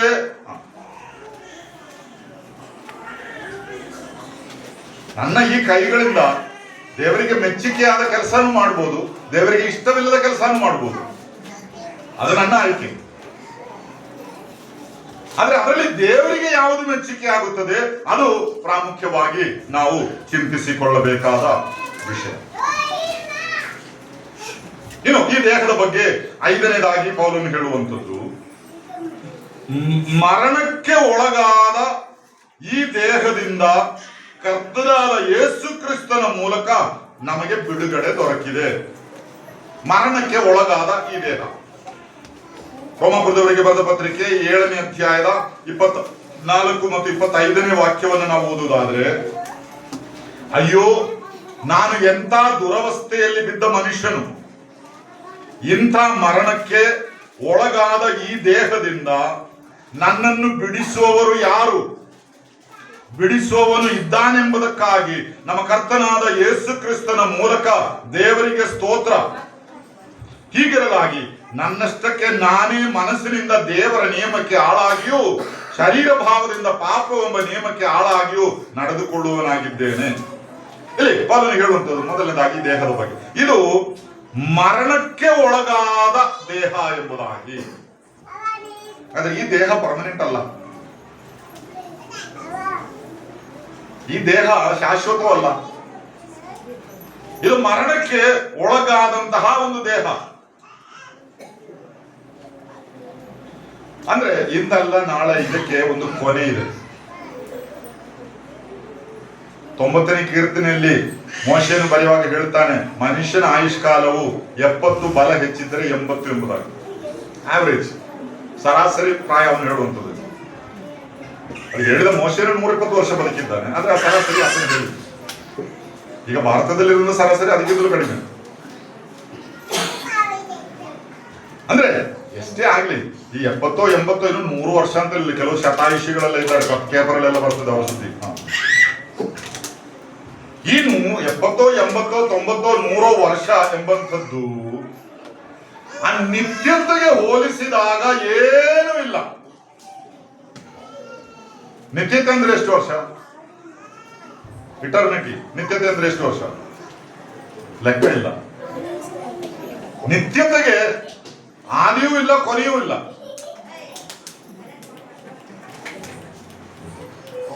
ಎಷ್ಟು ಸಾವಿರ ವರ್ಷಗಳು ಎಂಬುದಾಗಿ ಹೇಳಲಿಕ್ಕೆ ಆಗೋದಿಲ್ಲ, ಅಂದ್ರೆ ಅದಕ್ಕೆ ಕೊನೆಯೇ ಇಲ್ಲ. ನಮ್ಮನ್ನು ದೇವರು ಆರಿಸಿಕೊಂಡದ್ದು ಯಾಕೆ? ನಿತ್ಯ ಜೀವಕ್ಕಾಗಿ ಅಲ್ವಾ? ನಿತ್ಯ ಜೀವಕ್ಕಾಗಿ, ಅಂದ್ರೆ ಕೊನೆಯಿಲ್ಲದ ಒಂದು ಜೀವಿತಕ್ಕಾಗಿ. ಅದಕ್ಕೆ ದೇವರು ಮಹಿಮೆയുള്ള ಬೇರೆ ಒಂದು ದೇಹ ಕೊಡ್ತಾನೆ. ನಮ್ಮನ್ನ ದೇವರು ಯಾವಾಗ ಆರಿಸಿಕೊಂಡನು? ನಾವು ಮೊದಲೇ ನೋಡ್ತಾ ಬಂದೆವು, ಆದಿಯಲ್ಲಿಯೇ ನಮ್ಮನ್ನು ಆರಿಸಿಕೊಂಡನು. ಆದಿಯಲ್ಲಿಯೇ ನಮ್ಮನ್ನು ಆರಿಸಿಕೊಂಡನು. ನಾವು ಹುಟ್ಟುವುದಕ್ಕಿಂತಲೂ ಮೊದಲೇ, ಸೃಷ್ಟಿಗಿಂತಲೂ ಮೊದಲೇ ನಮ್ಮನ್ನು ದೇವರು ಆರಿಸಿ. ಹಾಗಾದ್ರೆ ನಾವು ದೇವರ ದೃಷ್ಟಿಯಲ್ಲಿ ಇದ್ದೇವೆ. ನಮ್ಮ ಕೊನೆಯಲ್ಲಿ ನಿತ್ಯತೆಯಲ್ಲಿ.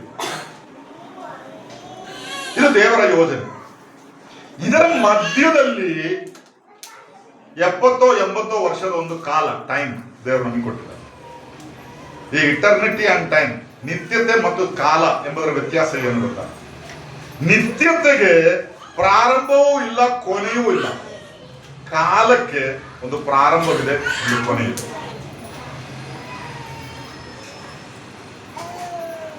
ಆದ್ರೆ ಈ ದೇಹ ಈ ಕಾಲಕ್ಕೆ ಸಂಬಂಧಪಟ್ಟದ್ದು, ನಿತ್ಯತೆಗೆ ಸಂಬಂಧಪಟ್ಟದ್ದಲ್ಲ. ಇದಕ್ಕೊಂದು ಪ್ರಾರಂಭ ಯಾವಾಗ? ನಾವು ಹುಟ್ಟಿದಾಗ. ಇದಕ್ಕೊಂದು ಕೊನೆ ಇದೆ, ನಾವು ಸಾಯುವಾಗ. ಅದರ ಮಧ್ಯದಲ್ಲಿ 70 80 ವರ್ಷ ವಾಕ್ಯದಲ್ಲಿ ಹೇಳುವುದು. ಸ್ವಲ್ಪ ಹೆಚ್ಚು ಕಡಿಮೆ ಆಚೆ ಈಚೆ ಎಲ್ಲ ಇರ್ಬೋದು. ಇದರಲ್ಲಿ ಈ ಮೊದಲನೇ ಕೆಲವು ವರ್ಷ ಎಲ್ಲ ಅಪ್ಪ ಅಮ್ಮ ನೋಡ್ಕೊಳ್ತಾರೆ ಅಲ್ವಾ? ಈ ಮಕ್ಕಳಿಗೆ ಏನ್ ಮಾಡ್ಲಿಕ್ಕೆ ಗೊತ್ತು? ಅವ್ರು ಎತ್ಕೊಂಡು ಹೋದ್ರೆ ಈಗ ಮಗು ಆಡೋ ಶಬ್ದ ಎಲ್ಲ ಕೇಳ್ತಾ, ಆ ತಂದೆ ತಾಯಿಗಳು ಎಷ್ಟು ಕಷ್ಟಪಡ್ತಾರೆ ಈ ಮಗು ನಮಗೆ ಬೆಳೆಸ್ಕೊಂಡು ಬರ್ಲಿಕ್ಕೆ. ಮತ್ತೆ ಇದು ಪ್ರಾಯ ಆದ್ಮೇಲೆ ಒಂದು ಕೊನೆ ಒಂದು 8-10 ವರ್ಷ ಎದ್ದು ನಡಿಲಿಕ್ಕೂ ಆಗಲ್ಲ. ನೀವು ಯಾವ್ದಾದ್ರು ಆಸೆಯಲ್ಲಿ ಬಿದ್ದುಕೊಂಡಿರ್ತಾರೆ. ಮಕ್ಕಳು ಏನಾದ್ರು ಬಂದು ಇವನು ಸೇವೆ ಮಾಡುದು. ಅದೇ ಈ 70 ವರ್ಷದಲ್ಲಿ ಒಂದು 10 ವರ್ಷ ಈಗೂ ಹೋಯ್ತು, 10 ವರ್ಷ ಕೊನೆಯಲ್ಲೂ ಹೋಯ್ತು. ಮತ್ತೆ ಉಳಿದಿದ್ದೆಷ್ಟು? ಒಂದು 40-50 ವರ್ಷ ಅಷ್ಟೇ ಅಲ್ವಾ? ಇಷ್ಟರ ಒಳಗೆ ಈ ದೇಹದಿಂದ ನಾವು ಏನೆಲ್ಲ ಮಾಡ್ತಾ ಇದ್ದೀವಿ. ಸ್ವಲ್ಪ ಕಷ್ಟಪಡ್ಲಿಕ್ಕೆ ಮನಸ್ಸಿಲ್ಲ, ಸ್ವಲ್ಪ ತ್ಯಾಗ ಮಾಡ್ಲಿಕ್ಕೆ ಮನಸ್ಸಿಲ್ಲ. ನನಗೆ ಸಂತೃಪ್ತಿ ಆಗ್ಬೇಕು, ನನಗೆ ಖುಷಿ ಆಗ್ಬೇಕು, ನನಗೆ ಸಂತೋಷ ಆಗ್ಬೇಕು, ನನಗೆ ಇನ್ನಷ್ಟು ಬೇಕು, ಎಲ್ಲರೂ ನನ್ನನ್ನು ಗಮನಿಸಬೇಕು, ಎಲ್ಲರೂ ನನ್ನ ಸೇವೆ ಮಾಡಬೇಕು, ನಾನೇ ದೊಡ್ಡವನು. ಎಷ್ಟು ವರ್ಷ ಇದ್ದಕ್ಕಿದ್ದ ಹಾಗೆ ಟುಸ್ ಅಂತೇಳಿ ಬೆಲೂನ್ನ ಗಾಳಿ ಹೋದಾಗೆ ಹೋಯ್ತು. ಅಯ್ಯೋ, ಇಷ್ಟು ದೊಡ್ಡ ವ್ಯಕ್ತಿ ಹೋದ್ರ ಅಷ್ಟೇ. ಒಂದು ಶ್ವಾಸ ಮಾತ್ರ. ಆದ್ದರಿಂದ ಈ ದೇಹದಲ್ಲಿರುವಂತಹ ಈ ಸ್ವಲ್ಪ ವರ್ಷಗಳು ನಿತ್ಯತೆಯೊಂದಿಗೆ ಹೋಲಿಸಿದ್ರೆ ಏನೂ ಇಲ್ಲ, ಸ್ವಲ್ಪ ಮಾತ್ರ. ಅದರಿಂದ ಅದಕ್ಕೋಸ್ಕರ ನಮ್ಮ ಜೀವಮಾನವಿಡೀ ನಾವು ಹಾಳು ಮಾಡಬೇಕಾಗಿಲ್ಲ. ಈ ದೇಹವನ್ನು ಆತನು ತನ್ನ ಸ್ವರಕ್ತದಿಂದ ಸಂಪಾದಿಸಿಕೊಂಡಿದ್ದಾನೆ ಎಂಬುದಾಗಿ ನಾವು ನೋಡುತ್ತೇವೆ. ಪಾಪಮಯವಾದ ಅದರಿಂದ ಬಿಡಿಸಲಿಕ್ಕೆ ಯಾಕೆ ನಾವು ನಿತ್ಯತೆಗೆ ಸೇರಬೇಕು. ಮುಂದೆ ಹೋಗ್ತೇನೆ. 6ನೇದಾಗಿ ನಾವು ಕಾಣುವಂತ ವಿಷಯ, ಈ ದೇಹದ ಅಂಗಗಳನ್ನು ದೇವರ ಘನತೆಗಾಗಿ ಮಾತ್ರ ಉಪಯೋಗಿಸಬೇಕು. ನಾವು ಇಷ್ಟವರೆಗೆ ದೇಹ ಎಂಬುದನ್ನು ಹುದುವಾಗಿ ನಾವು ನೆನೆಸ್ತಾ ಇದ್ದೇವೆ. ಈ ದೇಹದ ಅಂಗಗಳು, ಒಂದೊಂದು ಪಾರ್ಟ್. ನೀವೊಂದು ಕಾರು ತಗೊಂಡ್ರೆ ಅದಕ್ಕೆ ತುಂಬಾ ಸ್ಪೇರ್ ಪಾರ್ಟ್ಸ್ ಇರ್ತದೆ. ಒಂದು ಬೈಕ್ ತಗೊಂಡ್ರೆ ಅದಕ್ಕೆ ತುಂಬಾ ಪಾರ್ಟ್ಗಳು ಇರ್ತದೆ.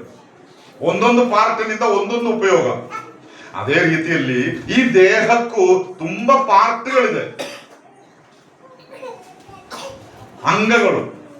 ಅದರ ಬಗ್ಗೆ ದೇವರ ವಾಕ್ಯ ಹೇಳುವಂಥದ್ದು ರೋಮಾಪುರದವರಿಗೆ ಬರೆದ ಪತ್ರಿಕೆ 6ನೇ ಅಧ್ಯಾಯದ 13ನೇ ವಾಕ್ಯದಲ್ಲಿ ನಾವು ಕಾಣುವಂಥದ್ದು. ರೋಮಾಪುರದವರಿಗೆ ಬರೆದ ಪತ್ರಿಕೆ 6ನೇ ಅಧ್ಯಾಯದ 13ನೇ ವಾಕ್ಯ.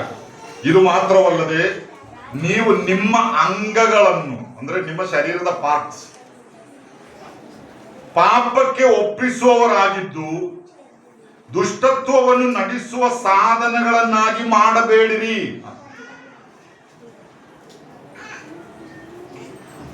ಶರೀರದ ಅಂಗಗಳು, ಹೊರಗೆ ಕಾಣುವಂತ ಕೆಲವು ಅಂಗಗಳಿದೆ, ಗುಪ್ತವಾಗಿರುವ ಕೆಲವು ಅಂಗಗಳಿದೆ. ನಮ್ಮ ಶರೀರದಲ್ಲಿರುವ ಎಲ್ಲ ಅಂಗ ಏನು ಎಂಬುದಾಗಿ ನಮಗೆ ಗೊತ್ತು. ಅದನ್ನೆಲ್ಲ ನಾವು ಒಂದೊಂದು ರೀತಿಯಲ್ಲಿ ಉಪಯೋಗಿಸ್ತೇವೆ. ಆದ್ರೆ ಇಲ್ಲಿ ಹೇಳುವಂಥದ್ದು ದುಷ್ಟತನವನ್ನು ನಡೆಸುವ ಸಾಧನಗಳಾಗಿ ಅದನ್ನು ಉಪಯೋಗಿಸಬೇಡಿರಿ. ಯಾಕಂದ್ರೆ ಅದರಿಂದ ದೇವರಿಗೆ ಘನತೆ ಉಂಟಾಗೋದಿಲ್ಲ.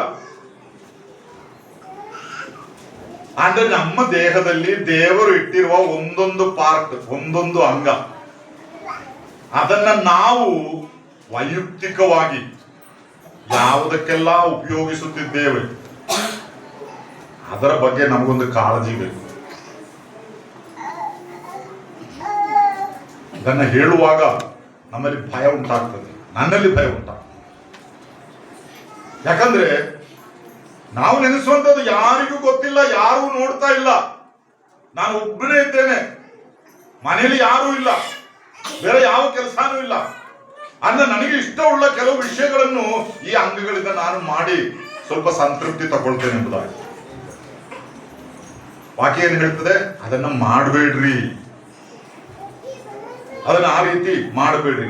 ಸತ್ತವರೊಳಗಿಂದ ಜೀವಿತರಾಗಿರಲಾಗಿ ನಿಮ್ಮನ್ನು ದೇವರಿಗೆ ಒಪ್ಪಿಸಿಕೊಟ್ಟು ನಿಮ್ಮ ಅಂಗಗಳನ್ನು ನೀತಿ ಕೃತ್ಯಗಳನ್ನು ನಡೆಸುವ ಸಾಧನಗಳನ್ನಾಗಿ ಆತನಿಗೆ ಸಮರ್ಪಿಸಿರಿ.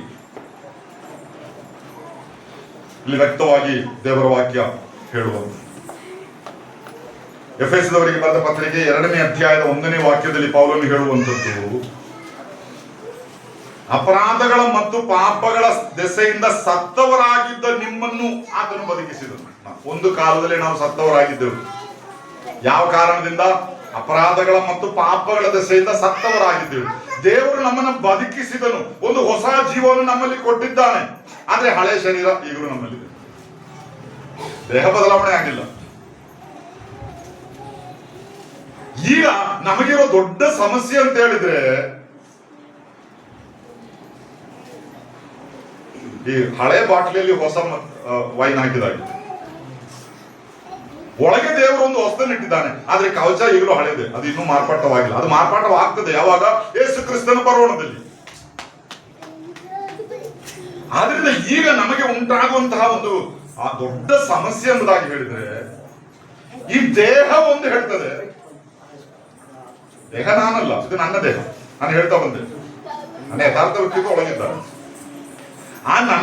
ಆ ಒಳಗಿನ ವ್ಯಕ್ತಿಯೊಂದಿಗೆ ಈ ದೇಹ ಹೇಳ್ತದೆ, ಈ ಕೆಲಸ ಮಾಡು, ಈ ಕೆಲಸ ಮಾಡು. ಕರ್ತನು ನಮಗೆ ಕೊಟ್ಟ ಹೊಸ ಜೀವ ಇದೆಯಲ್ಲ ದೇವರ, ಅದೇನು ಹೇಳ್ತದೆ? ಅದು ಮಾಡಬೇಡ, ಅದು ಮಾಡಬೇಡ. ಹಾಗೇನಾಗ್ತದೆ? ನಮ್ಮೊಳಗೆ ಒಂದು ಹೋರಾಟ, ನಮ್ಮೊಳಗೆ ಒಂದು ಯುದ್ಧ. ನಮ್ಮ ಹಳೆಯ ಸ್ವಭಾವಕ್ಕೂ ನಮ್ಮ ಹೊಸ ಸ್ವಭಾವಕ್ಕೂ ಮಧ್ಯೆ ಏನೋ ಒಂದು ದೊಡ್ಡ ಯುದ್ಧ. ಇದು ನಾವೆಲ್ಲ ಅನುಭವಿಸುವಂಥದ್ದು ಅಲ್ವಾ? ಎಲ್ಲ ಮನುಷ್ಯರು ಇದನ್ನು ಅನುಭವಿಸ್ತಾ ಇದ್ದಾರೆ. ಈ ಹೋರಾಟ, ನಮ್ಮೊಳಗಿರುವ ಈ ಹೋರಾಟ, ಆ ಹೋರಾಟದಲ್ಲಿ ಯಾರು ಜಯಿಸಬೇಕು ಎಂಬುದನ್ನ ಯಾರು ತೀರ್ಮಾನಿಸ್ತಾರೆ? ನಮ್ಮ ಮನಸ್ಸಾಕ್ಷಿ ಅಲ್ಲ. ಒಂದು ಪಾಪ ಮಾಡಬೇಕು ಎಂಬುದಾಗಿ ನನ್ನ ದೇಹದ ಅಂಗಗಳೊಂದಿಗೆ ನನ್ನ ಈ ಹಳೆಯ ಸ್ವಭಾವ ಹೇಳುತ್ತದೆ, ಅದು ಮಾಡಬಾರದು ಎಂಬುದಾಗಿ ಹೊಸ ಅಂಗ ಹೇಳುತ್ತದೆ. ಆಗ ಅದು ಮಾಡಬೇಕೋ ಬೇಡವೋ ಎಂಬುದಾಗಿ ತೀರ್ಮಾನಿಸುವುದು ನನ್ನ ಯಥಾರ್ಥ ವ್ಯಕ್ತಿತ್ವ, ದ ವಿಲ್ ಪವರ್, ನಮ್ಮ ಚಿತ್ತ. ಅಲ್ಲಿ ನಾವು ಅಳವಡಿಸಬೇಕು. ಇಲ್ಲ ನನ್ನ ಹಳೆಯ ಸ್ವಭಾವವೇ ಭಿನ್ನಾಗಲಿ ಎಂಬುದಾಗಿ ನಾವು ಹೇಳಿದ್ರೆ ಅದು ಮುಂದುವರಿತಾ ಇರ್ತದೆ. ನಾವು ಅದಕ್ಕೆ ದಾಸರಾಗುತ್ತೇವೆ, ಅದರ ಗುಲಾಮರಾಗುತ್ತೇವೆ. ಅದರಿಂದ ಮತ್ತೆ ನಮಗೆ ಬಿಡುಗಡೆ ಇಲ್ಲ.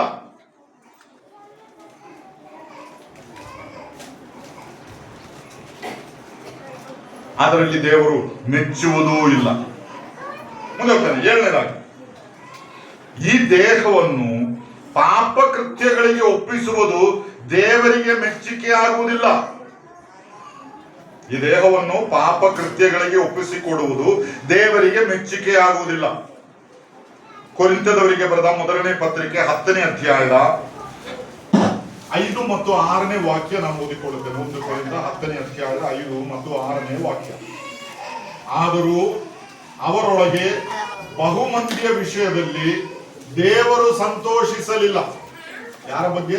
ಇಸ್ರಾಯೇಲ್ಯರ ಬಗ್ಗೆ ಅಲ್ಲಿ ಹೇಳುವಂತದ 10ನೇ ಅಧ್ಯಾಯದ ಮೊದಲಿನಿಂದ ನಾವು ಓದುತ್ತಾ ಬರುವುದಾದ್ರೆ ಇಸ್ರಾಯೇಲ್ಯರ ಚರಿತ್ರೆ, ಅವರಲ್ಲಿ ಬಹುಮಂದಿಯ ವಿಷಯದಲ್ಲಿ ದೇವರು ಸಂತೋಷಿಸಲಿಲ್ಲ. ಯಾಕೆ? ಅದರ ಕಾರಣ ಹೇಳ್ತಾರೆ. ಅವರು ಅಡವಿಯಲ್ಲಿ ಸಂಹರಿಸಲ್ಪಟ್ಟರೆಂದು ಬರೆದಿದೆ ಅಷ್ಟೇ. ಅವರು ಕೆಟ್ಟ ವಿಷಯಗಳನ್ನು ಆಶಿಸಿದಂತೆ ನಾವು ಆಶಿಸುವವರಾಗಿರಬಾರದೆಂಬುದಕ್ಕಾಗಿ ಈ ಸಂಗತಿಗಳು ನಮಗೆ ನಿದರ್ಶನಗಳಾಗಿವೆ. ಇಲ್ಲಿ ಇಸ್ರಾಯೇಲ್ಯರ ಉದಾಹರಣೆ.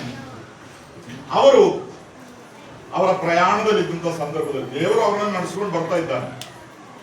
ವಾಗ್ದಾನ ಮಾಡಲ್ಪಟ್ಟ ದೇಶಕ್ಕೆ ಐಗುಪ್ತದಿಂದ ದೇವರು ಅವರನ್ನು ನಡೆಸಿಕೊಂಡು ಬರ್ತಾ ಇದ್ದಾರೆ. ಆದರೆ ಬರುವ ದಾರಿಯಲ್ಲಿ ಅವರಲ್ಲಿ ಅನೇಕರು, ಎಲ್ಲರೂ ಅಲ್ಲ, ಅವರಲ್ಲಿ ಅನೇಕರು ಈ ದೇಹದ ಆಶೆಗಳಿಗೆ ಬಲಿಯಾದರು. ತುಂಬಾ ಪಾಪಗಳನ್ನ ಮಾಡಿದ್ರು. ಯಾಕೆ? ಈ ದೇಹದ ಆಶೆಗಳನ್ನ ಪೂರೈಸುವುದಕ್ಕಾಗಿ. ಆ ಕಾರಣದಿಂದ ದೇವರು ಅದರಲ್ಲಿ ಸಂತೋಷಿಸಲಿಲ್ಲ. ದೇವರಿಗೆ ಅದು ಇಷ್ಟವಾಗಲಿಲ್ಲ. ದೇವರಿಂದ ನಡೆಸಲ್ಪಡುವವರು ದೇವರಿಗೆ ಇಷ್ಟವುಳ್ಳ ಕಾರ್ಯಗಳನ್ನೇ ಮಾಡಬೇಕು. ಆದ್ರೆ ಇಷ್ಟವಿಲ್ಲದ ಕಾರ್ಯಗಳನ್ನ ಮಾಡಿದರೆ ದೇವರಿಗೆ ಅದರಲ್ಲಿ ಸಂತೋಷವಿಲ್ಲ. ಅದು ವ್ಯಕ್ತವಾಗಿ ನಾವು ದೇವರ ವಾಕ್ಯದಲ್ಲಿ ನೋಡುವಂತ ವಿಷಯವಾಗಿದೆ. ಹಾಗೆ ಅದರಿಂದ ಅದು ಯಾಕೆ ಇಲ್ಲಿ ಬರೆಯಲ್ಪಟ್ಟಿದೆ? ಅವರು ಅಡವಿಯಲ್ಲಿ ಸಂಹರಿಸಲ್ಪಟ್ಟರು. ಯಾಕೆ? ಕೆಟ್ಟ ವಿಷಯಗಳನ್ನು ಆಶಿಸಿದರು. ಅದು ಇಸ್ರಾಯೇಲ್ಯರ ಚರಿತ್ರೆ. ನಮಗಿದು ಯಾಕೆ ಬರೆಯಲ್ಪಟ್ಟಿದೆ? ಅದರ ಕಾರಣ ಹೇಳ್ತಾನೆ, ಅವರಿಗೆ ಆದಂತೆ ನಿಮಗೆ ಆಗಬಾರದು ಎಂಬುದಕ್ಕೆ ನಿದರ್ಶನವಾಗಿ ಇದು ಹೇಳಲ್ಪಟ್ಟಿದೆ. ಆದ್ರೆ ಸತ್ಯವೇದದಲ್ಲಿ ಕೆಲವು ಜನರ ಪಾಪಗಳ ಕುರಿತು ಅಲ್ಲಿ ಬರೆಯಲ್ಪಟ್ಟಿದೆ. ಯಾಕೆ? ನೀವು ಹಾಗೆ ಮಾಡ್ರಿ ಎಂಬುದಕ್ಕಾಗಿ ಅಲ್ಲ, ಹಾಗೆ ಮಾಡಬಾರದು ಎಂಬುದಕ್ಕಾಗಿ. ದಾವೀದನು ಪಾಪ ಮಾಡಿದನು. ಕೆಲವರು ಹೇಳ್ತಾರೆ, ಮಹಾನ್ ದೊಡ್ಡ ಅರಸನು, ಅವನು ಪಾಪ ಮಾಡಲಿಲ್ಲೋ, ಆದರೂ ದೇವರು ಅವನನ್ನು ಸ್ವೀಕರಿಸಲಿಲ್ಲೋ, ಅದರಿಂದ ನಾವು ಪಾಪ ಮಾಡುತ್ತೇವೆ. ಅದಕ್ಕೋಸ್ಕರ ಅಲ್ಲ ದೇವರು ಆ ವಿಷಯ ಅಲ್ಲಿ ಬರೆಯಲ್ಪಟ್ಟು, ನೀವು ಹಾಗೆ ಮಾಡಬಾರದು ಎಂಬ ಕಾರಣದಿಂದ ಅಲ್ಲಿ ವ್ಯಕ್ತವಾಗಿ ನಾವು ಕಾಣುವಂಥದ್ದು. ನೀವು ಹಾಗೆ ಮಾಡಬಾರದು. ಇದೆಲ್ಲ ಬರೆಯಲ್ಪಟ್ಟಿರುವಂಥದ್ದು. ನಾವು ತಪ್ಪು ಮಾಡಬಾರದು. ಅದರಿಂದ ಈ ದೇಹವನ್ನು ಪಾಪ ಕೃತ್ಯಗಳಿಗೆ ನಾವು ಒಪ್ಪಿಸುವಾಗ ಅದು ದೇವರಿಗೆ ಮೆಚ್ಚುಗೆ ಆಗುವುದಿಲ್ಲ. ದೇವರಿಗೆ ಮೆಚ್ಚುಗೆ ಆಗದ ಕಾರಣವನ್ನು ನಾವು ಮಾಡಿದರೆ ದೇವರು ಅದರಲ್ಲಿ ಸಂತೋಷಿಸುವುದಿಲ್ಲ. ಅದರಿಂದ ನಿರಂತರವಾಗಿ ಪಾಪ ಕೃತ್ಯಗಳಿಗೆ ಒಪ್ಪಿಸಿಕೊಡುವ ದೇಹವನ್ನು ದೇವರು ತನ್ನ ಘನತೆಗಾಗಿ ಉಪಯೋಗಿಸಲಿಕ್ಕೆ ಸಾಧ್ಯವಿಲ್ಲ. ನಮ್ಮ ದೇಹವನ್ನು ನಿರಂತರವಾಗಿ ಪಾಪ ಮಾಡುವುದಕ್ಕೆ ನಾವು ಒಪ್ಪಿಸಿಕೊಡುವವರಾದರೆ ಆ ದೇಹವನ್ನು ತನ್ನ ಘನತೆಗಾಗಿ ಉಪಯೋಗಿಸುವುದಕ್ಕೆ ಸಾಧ್ಯವಿಲ್ಲ. ಮುಂದೆ ಹೋಗ್ತಾನೆ. 8ನೇದಾಗಿ, ಈ ದೇಹದ ಅಂಗಗಳನ್ನು ಪಾಪಕ್ಕೆ ದಾಸರಾಗುವುದಕ್ಕೆ ಒಪ್ಪಿಸಬಾರದು. ಪಾಪಕ್ಕೆ ದಾಸರಾಗುವುದು. ಪಾಪ ನಮ್ಮಲ್ಲಿ ಬರ್ತದೆ, ಆದ್ರೆ ಪಾಪಕ್ಕೆ ದಾಸರಾಗುವುದು ಬೇರೆ ವಿಷಯ. ರೋಮಾಪುರದವರಿಗೆ ಬರೆದ ಪತ್ರಿಕೆ 6ನೇ ಅಧ್ಯಾಯದ 16ನೇ ವಾಕ್ಯ. ನೀವು ಯಾವನಿಗೆ ದಾಸರಂತೆ ವಿಧೇಯರಾಗುತ್ತೇವೆಂದು ನಿಮ್ಮನ್ನು ಒಪ್ಪಿಸಿಕೊಡುತ್ತೀರೋ ಆ ಯಜಮಾನನಿಗೆ ದಾಸರಾಗಿಯೇ ಇರುವಿರೆಂಬುದು ನಿಮಗೆ ಗೊತ್ತಿಲ್ಲವೋ? ಪಾಪಕ್ಕೆ ದಾಸರಾದರೆ ಮರಣವೇ ಫಲ, ವಿಧೇಯತ್ವಕ್ಕೆ ದಾಸರಾದರೆ ನೀತಿಯೇ ಫಲ. ಹಾಗಾದ್ರೆ ನಮ್ಮ ದೇಹದಲ್ಲಿ ಹೆಚ್ಚು ಕಡಿಮೆಗಳು ಎಲ್ಲಾ ಮನುಷ್ಯರಲ್ಲಿ ಬರುತ್ತದೆ ಅಲ್ವಾ? ಕನ್ನಡದಲ್ಲಿ ಗಾದೆ ಇದೆ, ಎಲ್ಲಾರ ಮನೆ ದೋಸೆ ತೂತು ಎಂಬುದಾಗಿ ಕೇಳಿದಿರಾ? ಯಾರ ಮನೆ ದೋಸೆ ಮಾಡಿದ್ರು ತೂತಿರ್ತದೆ ಅದರಲ್ಲಿ. ಎಲ್ಲಾರ ಜೀವಿತದಲ್ಲಿ ಹೆಚ್ಚು ಕಡಿಮೆ ಇದೆ, ಪಾಪಗಳಿದೆ. ಪಾಪವಿಲ್ಲದವರು ಯಾರು ಇಲ್ಲ, ನಾನು ಇಲ್ಲ, ನೀವು ಇಲ್ಲ, ನಮಗೆಲ್ಲ ಗೊತ್ತಿರುವಂತ ವಿಷಯ. ಆದರೆ ಪದೇ ಪದೇ ಅದೇ ಪಾಪವನ್ನು ಮಾಡುವುದಕ್ಕೆ ನಮ್ಮನ್ನು ನಾವು ಮತ್ತು ಒಪ್ಪಿಸಿಕೊಡುವಾಗ ಅದರಿಂದ ಏನಾಗ್ತದೆ, ನಾವು ಆ ಸ್ವಭಾವಕ್ಕೆ ದಾಸರಾಗುತ್ತೇವೆ. ಅಲ್ಲಿ ಹೇಳುವಂಥದ್ದು, ಪಾಪಕ್ಕೆ ದಾಸರಾದರೆ ಮರಣವೇ ಫಲ, ವಿಧೇಯತ್ವಕ್ಕೆ ದಾಸರಾದರೆ ನೀತಿಯ ಫಲ. ಅದರಿಂದ ನಾವು ಪಾಪಕ್ಕೆ ದಾಸರಾಗಬೇಕು ಅಥವಾ ನೀತಿಗೆ ದಾಸರಾಗಬೇಕು ಎಂಬುದನ್ನು ನಾವು ತೀರ್ಮಾನ ಮಾಡಿಕೊಳ್ಬೇಕು. ರೋಮಾಪುರದವರಿಗೆ ಬರೆದ ಪತ್ರಿಕೆ 6ನೇ ಅಧ್ಯಾಯದ 19ನೇ ವಾಕ್ಯದಲ್ಲಿ ಪೌಲನು ಹೇಳುವಂಥದ್ದು, ನಿಮ್ಮ ನರಭಾವದ ಬಲಹೀನತೆಯ ದೆಸೆಯಿಂದ ಲೋಕ ರೀತಿಯಾಗಿ ಮಾತಾಡುತ್ತೇನೆ. ಅಧರ್ಮ ಮಾಡುವುದಕ್ಕಾಗಿ ನಿಮ್ಮ ಅಂಗಗಳನ್ನು ಬಂಡುತನಕ್ಕೂ ಅಧರ್ಮಕ್ಕೂ ದಾಸರನ್ನಾಗಿ ಒಪ್ಪಿಸಿಕೊಟ್ಟಂತೆಯೇ, ಅಂದ್ರೆ ಮುಂಚೆ ನಾವು ಒಪ್ಪಿಸಿಕೊಟ್ಟಿದ್ದೇವೆ, ಈಗ ಪರಿಶುದ್ಧರಾಗುವುದಕ್ಕಾಗಿ ನಿಮ್ಮ ಅಂಗಗಳನ್ನು ನೀತಿಗೆ ದಾಸರಾಗಿ ಒಪ್ಪಿಸಿಕೊಡಿರಿ. ಆದ್ರೆ ಯಾವುದಕ್ಕೆ ನಮ್ಮ ಅಂಗಗಳನ್ನು ದಾಸರಾಗಿ ಕೊಡಬೇಕು ಎಂಬುದನ್ನ ನಾವು ತೀರ್ಮಾನಿಸಬೇಕು. ಪಾಪ ಮಾಡ್ಲಿಕ್ಕೆ ಯಾವಾಗಲೂ ಪದೇ ಪದೇ ಆ ಪಾಪಕ್ಕೋಸ್ಕರ ನಮ್ಮ ದೇಹದ ಅಂಗಗಳನ್ನು ಒಪ್ಪಿಸಿಕೊಟ್ರೆ ನಾವು ಅದಕ್ಕೆ ಅಧೀನರಾಗುತ್ತೇವೆ. ಆಮೇಲೆ ನಮಗೆ ಅದರಿಂದ ಬಿಡುಗಡೆ ಇಲ್ಲ.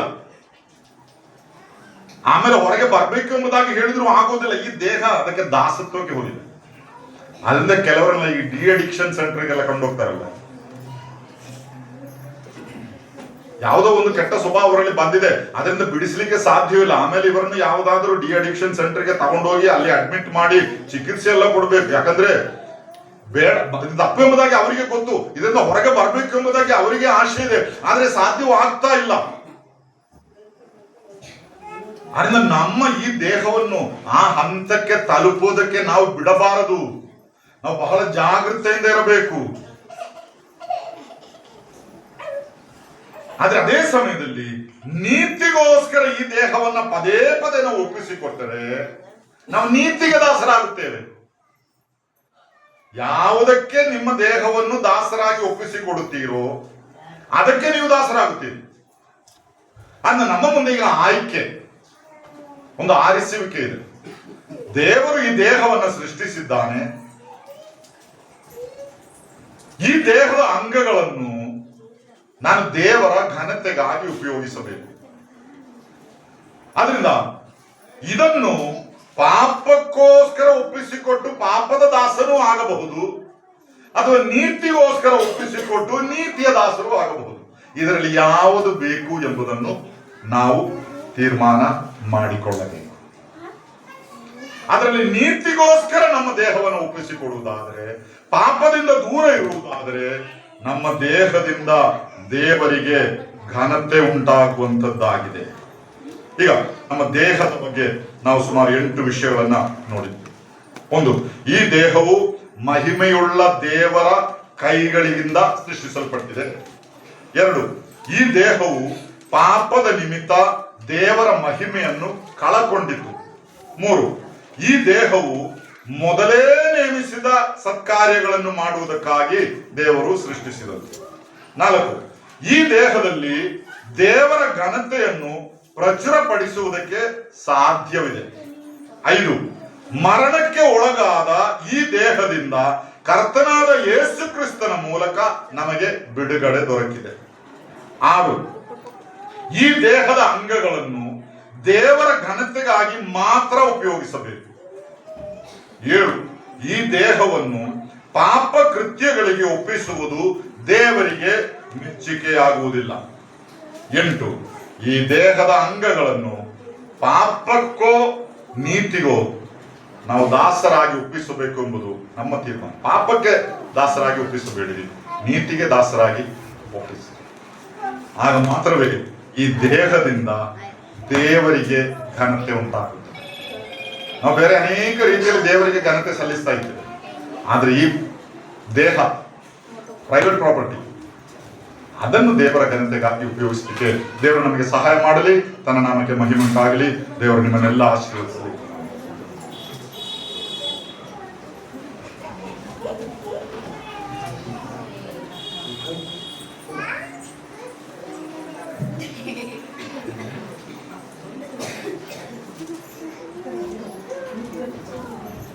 పరిశుద్ధ నామమునకు స్తోత్రం కలుగును గాక.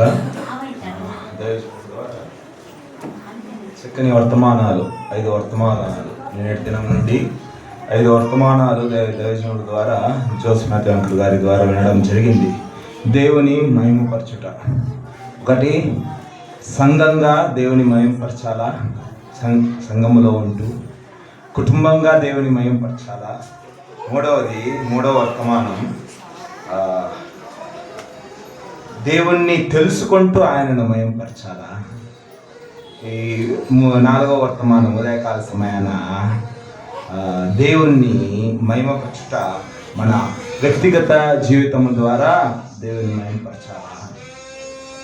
ఈ వర్తమానం మన శరీరమును కాపాడుకుంటూ, దేవుడిచ్చిండే ఈ దేహాన్ని కాపాడుకుంటూ, ఆరోగ్యాన్ని కాపాడుకుంటూ, దేవుడు మనల్ని నిర్మించిన విధానాన్ని కాపాడుకుంటూ ఆయనను మహిమపరచాలి.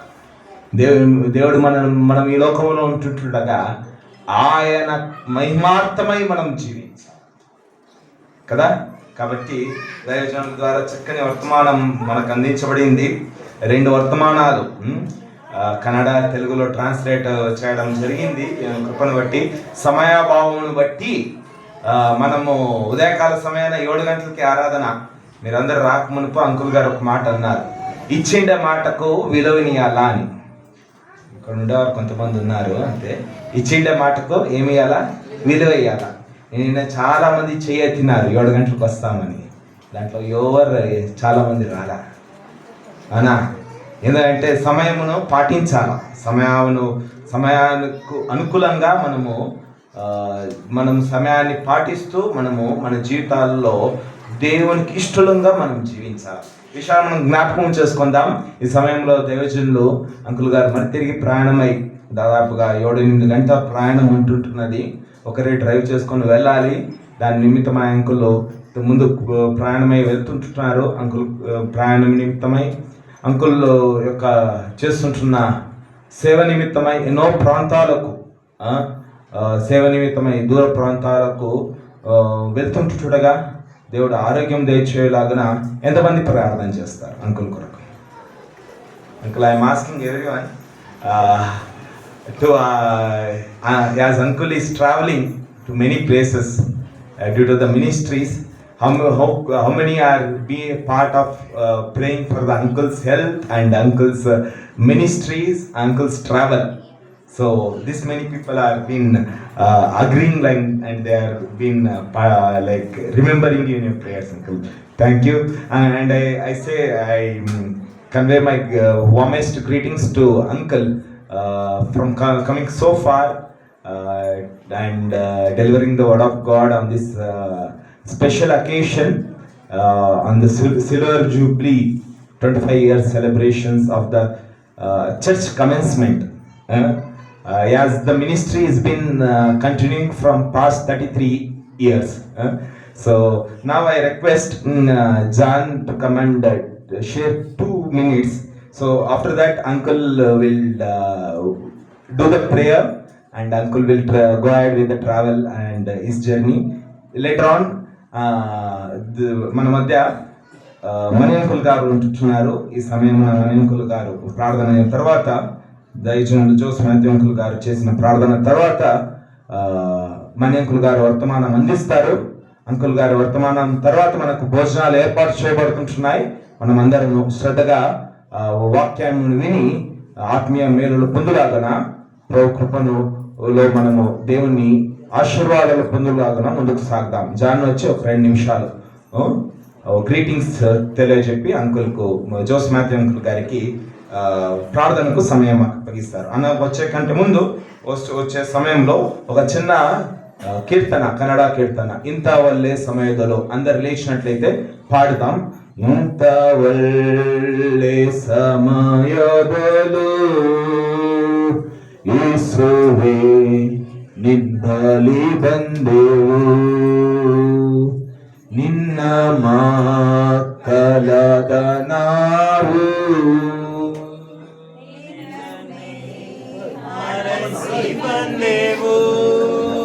నమ్మ మీ అందరు నోట్ తెచ్చి పాడాల అందరం సార్ నేర్పించినాడు కదా మీ నిన్న కరుణೆಯನ್ನು ತೋರಿಸು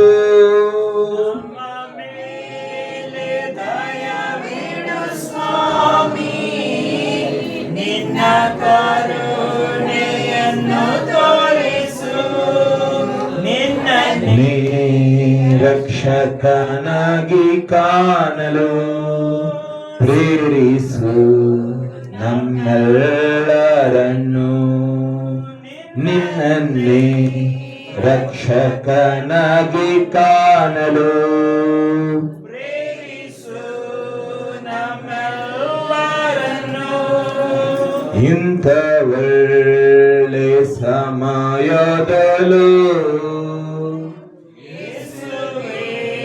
ನಿನ್ನಲ್ಲಿ ಬಂದೆವು.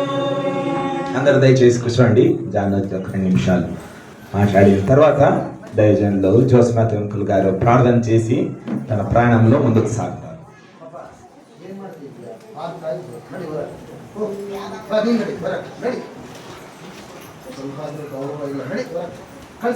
ಕಳಿಸ್ಬೇಡ ಹೋಗೋದು ಬರೋದು ಕುತ್ಕೊ ಹೋಗಿ ಎಂಜಾಯ್ ಮಾಡಿ ಆಮೇಲೆ ಬಾ